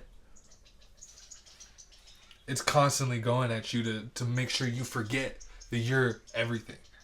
Like, you're a divine being, limitless. The baby knew it. The baby before they knew how to smile. Yeah. The baby, but imagine if that baby, it didn't even learn how to smile. It just started like naturally smiling. And then it got to the point where it's so developed, like a giant tree of a person without preferences, without any like unconscious preferences and things like that, or attachments or aversions. Just attachments or aversions. That baby never identified with the limit, with the name, and grew to like a full person. What would that be like? That'd be like Christ body or Christ consciousness. Yeah. Like, that'd be Christ consciousness. Totally, yeah. Psalm 1. There's the one that meditates on the law day and night. For and real. it's like a tree that bears fruit It's in delightful. season, yeah. Yeah. Endlessly. But it really is a delight to get to feel delight, to feel the lightness, like, and Yeah. where that's if you're looking and meditating on these things and seeing how light you feel, and then that becomes the most pleasure you get in reality. Yeah. You know, and then everything. Now I feel like what's going on is now we're just mutating the gene pool.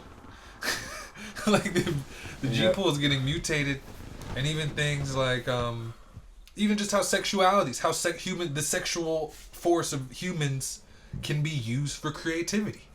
You know, could you see that just gradually changing in everybody to where, you know, we're just getting levels of consciousness that are being introduced in real time now. In this next half century, we're gonna see like the foundations of the next few hundred years of consciousness, and I feel like it could be in both directions as far as like novel states of consciousness, really important steps in a positive in a creative direction, and then the steps in the destructive direction. But I see it happening. I think it's happening right now. I think the window's open right now, this lifetime, and as long as I can not forget that, and then engage with every day with like this sense of purpose that goes so far beyond just this lifetime or this generation of this generation of humans, and then to see like the quantum leap taking place, just with the information access, the technology we're having, where it's pointing us. You know, the solutions are just because of technology. The solutions are gonna be possible. They're gonna be input. They're gonna be put in with tech. I see that. I see. You know, as far as like people in red space. You know, if things actually did get into two countries, and how are all the red states gonna do commerce with the other ones? We're just obviously as we'll put the Palantir system on it. As the police use quantum computers sometimes, and when they first got them, in some places they weren't allowed to use it.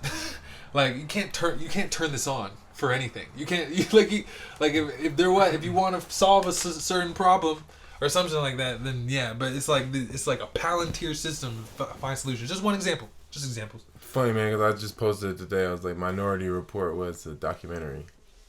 What is Minority Report? Yeah, they had the precogs, and it was like that. It was like the quantum machine. They like give you like and tell you like what all the outcomes could be of everything. Yeah, you just pick the outcome. Yeah. And then it'll be like just do this, and this. Yeah, they just had people that they just kept like in an incubator that was just like naturally inclined to being able to be receptive to that kind of I guess vision. Yeah. And they would they could see the future, so they would just like keep them in like incubators, and then they would just look at different people's like life and all the trajectories they could go in, and then they'd be like, oh look, this person could commit murder, so we should arrest them because they could commit a murder here in this one scenario or whatever. And so it was like it was like the thought crime thing too.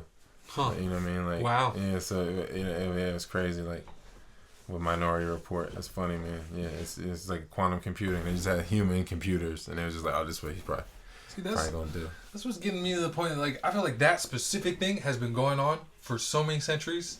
As far as like elites or nobility, it's like a no-brainer. Like once you have enough money and power, you get to the point like, okay, how do I get like a super person, on my and then get a few of them together. Get a few super people and then have them on our team.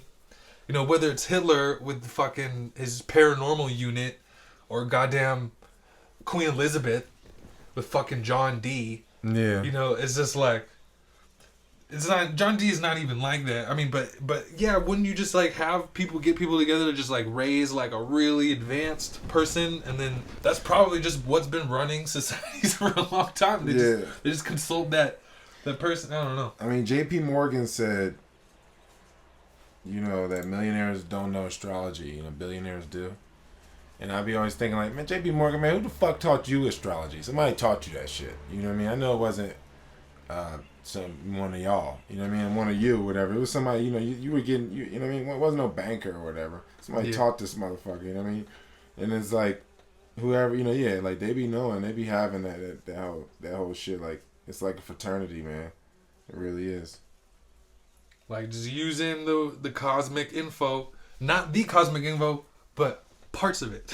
Yeah. Parts of it. Like they don't have the whole thing, and then you can control everyone that has less info than you. Like, but if you have more info than you, then no. You just keep farming people. Just keep farming them. And keeping their awareness down. Yeah. Keep their awareness locked into that. And just kneecap them every time there's an opportunity. And this is the norm. This is happening right now. But just in covert. It's just covert. Yeah, it's like a spiritual farm. I always think about that. Like, it's like all the Buddhas, right? Or like, let's say all the Buddhas is like the Asian people or Asiatics, like Austronesians or whatever. It's like all the Buddhas, right? But then they got diluted Buddhas. And then like regular Buddhas, dark-skinned Buddhas is still around. There's not that many left. Whoa. You know what I mean? And like then it's like all the Jesus Christ archetypes. You know what I mean? All of those. You know what I mean? And then and everything though too. Like Lucifer too. All of the angels and demons kind of like they all kind of got like it's almost like a farm with different spiritual archetypes. Spiritual models. Yeah, and they all like are being farmed, and if they reach that top level, then like they meet themselves. Like like Christ, if you reach that top Christ level, you meet the Christ like yourself fully, and like that's how I feel like it kind of be like that. You know what I mean? Like little Lao Tzus, little everything probably. Like whatever was anywhere. Yeah, I think it's just like a bunch of archetypes of like whoever the spiritual leader was, kind of, and it just like they just cloned them and then like planted a bunch of them here. And then, like, they all just, like, interfacing now, like the Buddhas, the Christ, the Krishnas, all of them. You know what I mean? Descendants. Yeah, stuff, yeah, they're all they're all, like, just, like, this they're all the different incarnations of the one, somebody that mastered the oneness. And they're all just, like, interfacing. It's kind of like what humans are. And then, like, they interbred. You know what I mean? They have, like, females. Like, you know what I mean? Like, so, like, Jesus will have his daughter at some point. So, like, a female Jesus would breed with, like, a male Buddha. You know what I mean? And it's like, so now you got this like, and then everybody's dark at this point. You know what I mean? I think like, you know what I mean? At that point, in the beginning, everybody's just dark. So then it's like, got inbreeding happening, and then like overemphasis on like trying to bring out certain traits. Oh man. And then, so then like, then you have different colors as a result of that. But it's still like all these same archetypes. I feel like it's like, you know what I mean? Like it's a farm of these same like, trees. Characters. Yeah. Well, trees of life. Yeah. But archetypes and type, I'm looking at characters, and again, the drama, like the human story, like these are like the deepest aspects of who we really are, and it seems like if the subconscious mind is running on codes, it's literally archetypes, like it's set character traits almost that just is like the zodiac wheel, right? Like. The whole thing. And just temperament. And it's just now, and it checks out with the I Ching too. Because it's just like a different mix of different elements. Different proportions of fire, earth, water. These like, fiery personalities and watery people, airy people. Just the blend kind of gives you, in this wheel of 12, maybe 13 archetypes. So there's a religious one. There's religious ones in the tree. And yeah, I mean, it's like your 5 flavors is like the 5 flavors, or 5 colors. They say 5 flavors, and then it's like, that's the 5 flavors. That's it. But if you mix them, then you got like infinite flavors. Wow. Yeah. It's kind of like that with the people. Dang, yeah, and types of people, and like how everyone's their own snowflake. Yeah, just little chimera flakes. Yeah. Yep. Yeah. Sound like a woke cereal, chimera flakes. Yo, patent that shit, man. I caught sweet funny, man. It almost fell off. Yeah, and the layout though, the organization, to see it in the farm and to the organization in the farm, yeah, but just the organization in the play, in the archetypes, or in the elements in nature, the 5 elements, or these 5 flavors, these 5 elements, like to be able to mix them and you can make anything, but just how organized that is, and to be able to see that organization and recognize it. This is me. What I was before was a distortion. Like it was some. I had realized something, not in complete clarity of intelligent or like being intelligently organized. Yeah. But then the sort of the farm, it like mimics the organization of nature, right?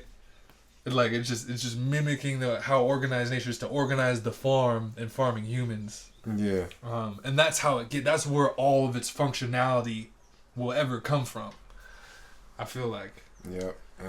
Yep. You take certain things away from them, and then you make people lunge for them things, and then you get certain things out of them in their process of lunging. Oh, what's up with that reaching? Like, once you reach for it, then you're in this, like, eternal limbo. Yeah. like, oh yeah, reaching for power.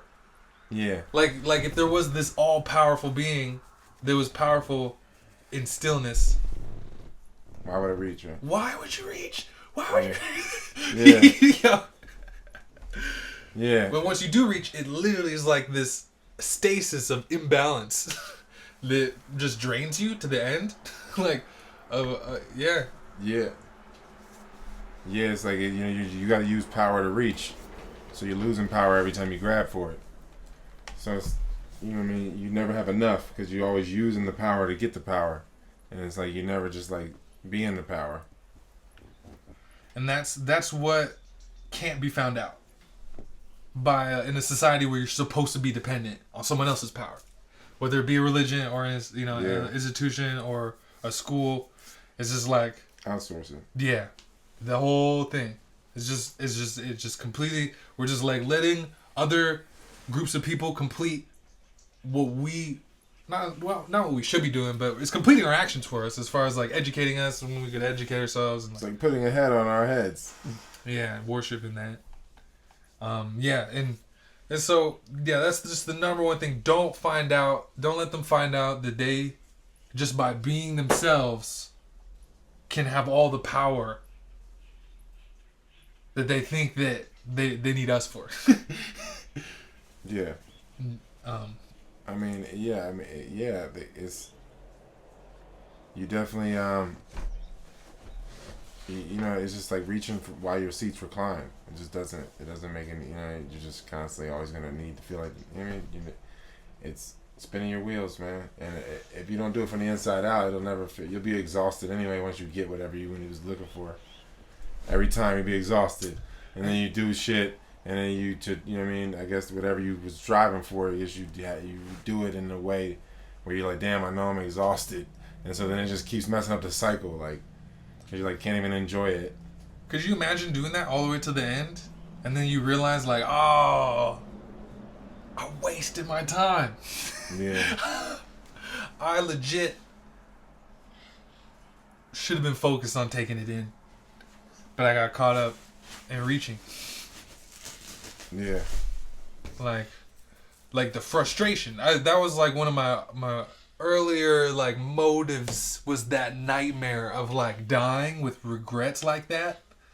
Like to really put myself in the shoes of someone on their deathbed who's like, I didn't appreciate it as much as I could have. Like,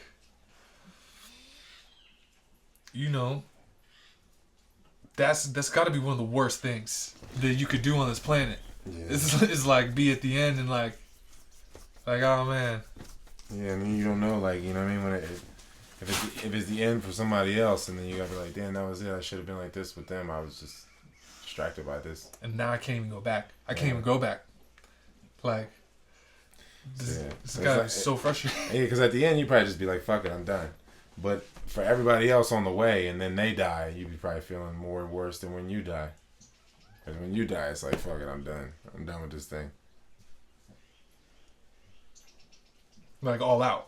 Yeah. Like, and it's like everybody you cared about or like you watch grow or whatever the fuck, you'd be like, those are the people, I guess, when they die, people that cared about you, and you felt that, then I feel like, that's like worse than when you're dying. Oh, like, dang. I feel like that's way worse. I feel like when someone that you like, and maybe you wasn't even thinking like about, they died, like, damn, I wasn't even thinking about you.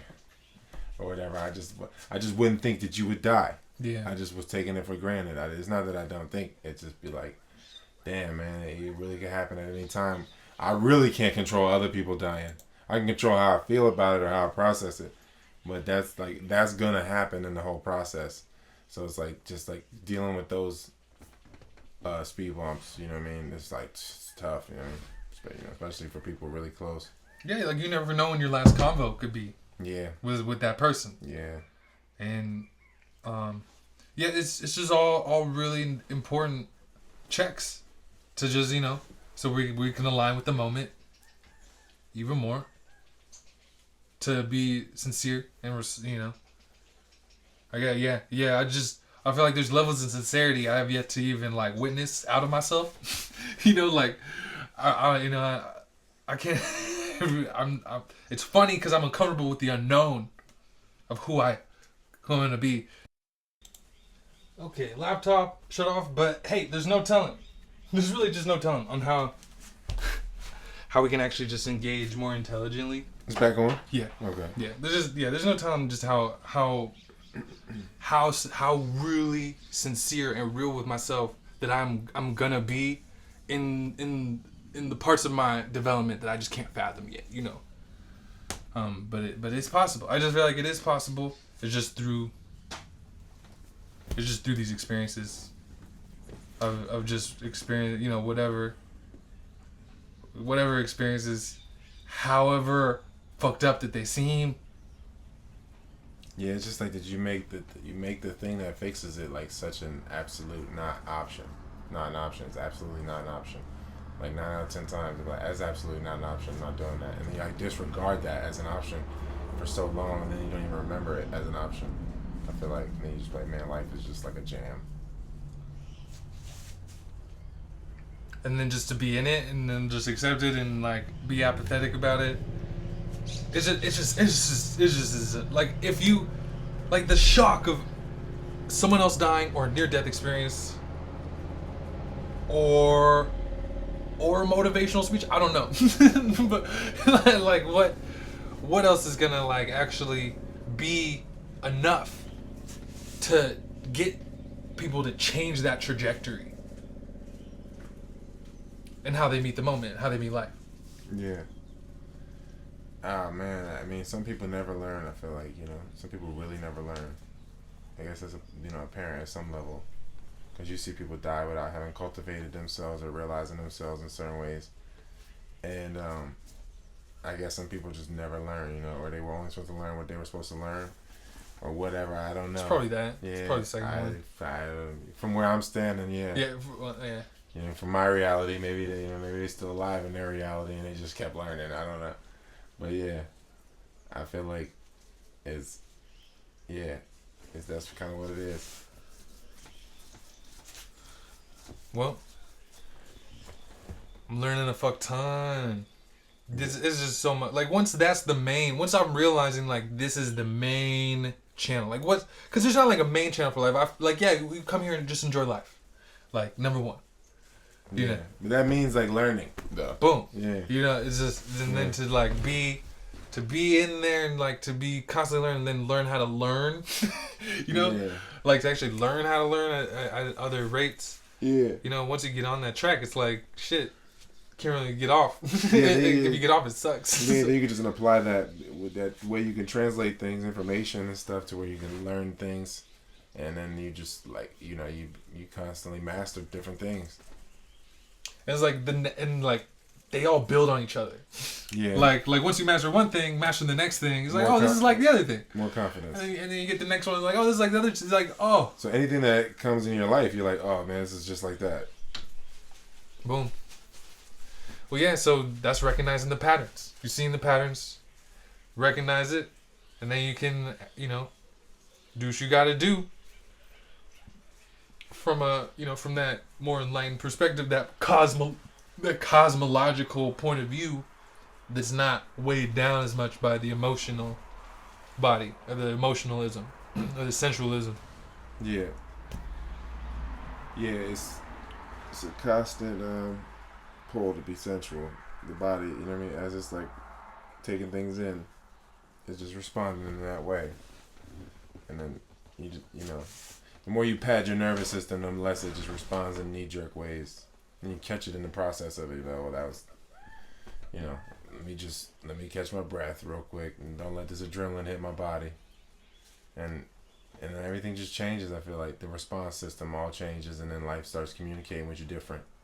And you just, and everything, the more you can, it's communication, you know what I mean? Communication. And that's a huge thing. This is healing. This is how to heal. And and I'm seeing there's different, because there's the difference between restorative therapy and regenerational or reorganizational healing. Like where people think they're healing when they go to the doctor and they're like, I'm feeling this way, I want to go, keyword, back to how I was. Yeah. You know, and to restore, I need to restore myself to where I already was at. That's healing to most people in the Western world. Like that's the paradigm for what healing is, but it's really like, and it starts with pain. Like, oh, I got this pain. This pain's telling me 3 things, you know, stop, listen, and change. Like, stop, listen, and change something. So the pain gets people to stop, and then they gotta listen to it. But go to the doctor, hey, I don't want to change my lifestyle. I don't want to change. I just want to go back to how things Yeah, go back to how things work. And so restore me, please, and heal me. Instead of when the pain comes, it's like, it could be, instead, you know, you stop, you listen, and then you could change. And like start reorganizing. Yeah, you just be jealous of your past self for the rest of your life. Yeah, typically that's how it is. Right? Yeah, and then you're just jealous. And you just become jealous. Just a jealous person. Yeah, because you're jealous of who you were. You're like, God damn. Yeah, and that's an issue. That's an issue. But if we're able to just, you know, let our body, start to correct these things by just filling in the gaps in awareness, to get present in those moments where we weren't, and we're rushing through the action of whatever it is, you know, to just fill in more awareness, to get there, to like, and then get to that position where we're really feeling that pressure. We're feeling that pressure to do what we always did. We get that pressure on, but now we change something. Now we don't give in to the pressure or something, and now everything can start to change and reorganize in the whole energetic system of the body. And so to go through pain and to listen to it, like to stop and then listen to it and then change what the pain's telling you to change, because you're doing something to do that. So it's like, but to change and reorganize your body through that in holistic sense, you know, so you don't have to keep going back and being jealous of your past self, you know. Man, like, if healing could be like that, if medicine, even like looking at the Bosy chart, you know, but the holistic sciences in China is just like, you know, even acupuncture or other things, is like, come on, man, like, if we could be healing in that way, but and then snapshot Western world and how we're going about healing is a perversion. It's like a total perversion of health, and like, really what that is, even if you are healthy in the Western view, like, but and that would be like, oh, I'm healthy, and first thing I'm gonna do, I'm not gonna think about it. If I'm sick, I'm going to the doctor. You know, I'm taking whatever pill, whatever. That's health. Like, oh, you're healthy as a horse. You know? Yeah. You know, but that is still a perverted version of true health, I feel like. Yeah, you know, it's really trying to force the body to do things. You know, it's just rapey. It's really rapey. It's like rape or health. Manipulated health. Just manipulating the body into being healthy, into showing healthy symptoms. Yeah, just not feeling the pain. That's like 90% of it. You know, people are like, man, I feel like shit, man. Like, yeah, but you should feel that until you don't know more, and then you'll realize why you don't know more. But people never do that. You know what I mean? They just be like, oh, well, I just give me whatever fixes the way this shit. The pill. That's it. That's all people give a fuck about. Like, yeah, and that's not real healing. It is just, it's just more of the sickness, like, but not like sickness like, oh, it's just sick, but it's sickness is like, oh, this whole society is built on mind control. Really organized, covert forms of mind control that start, but when you're in the womb, before you're in the womb, as far as like what your mother's exposed to, and then when you're born, what you're exposed to, and what you're subjected to continually. Yeah, everything's just so incomplete. So then it's just open. Your mind's all open for like having things injected, being tampered with. And yeah, so I mean, but just the awareness, just knowing, like, and that, you know, that's why I wanted to, you know, add that quote is just, you know, in order to get out of prison, you have to know you're in it. I feel like, you know, it's not really a podcast. We want to like exhaust problems for the sake of doing that, but for the sake of like, oh, more awareness around these things, it vastly increases your chances of getting out of it. Yeah. Like vast. So, really, that's like my main intention behind him play for this. I'm really, really content with the conversation we had. Is there anything you want to add? No, I think it's cool. I think it's probably about right, the timing of that. Cool. Yeah. All the way, man. Town. Yes, sir. Number 7. Thanks to everyone listening, and catch you on the flip. All right. Peace.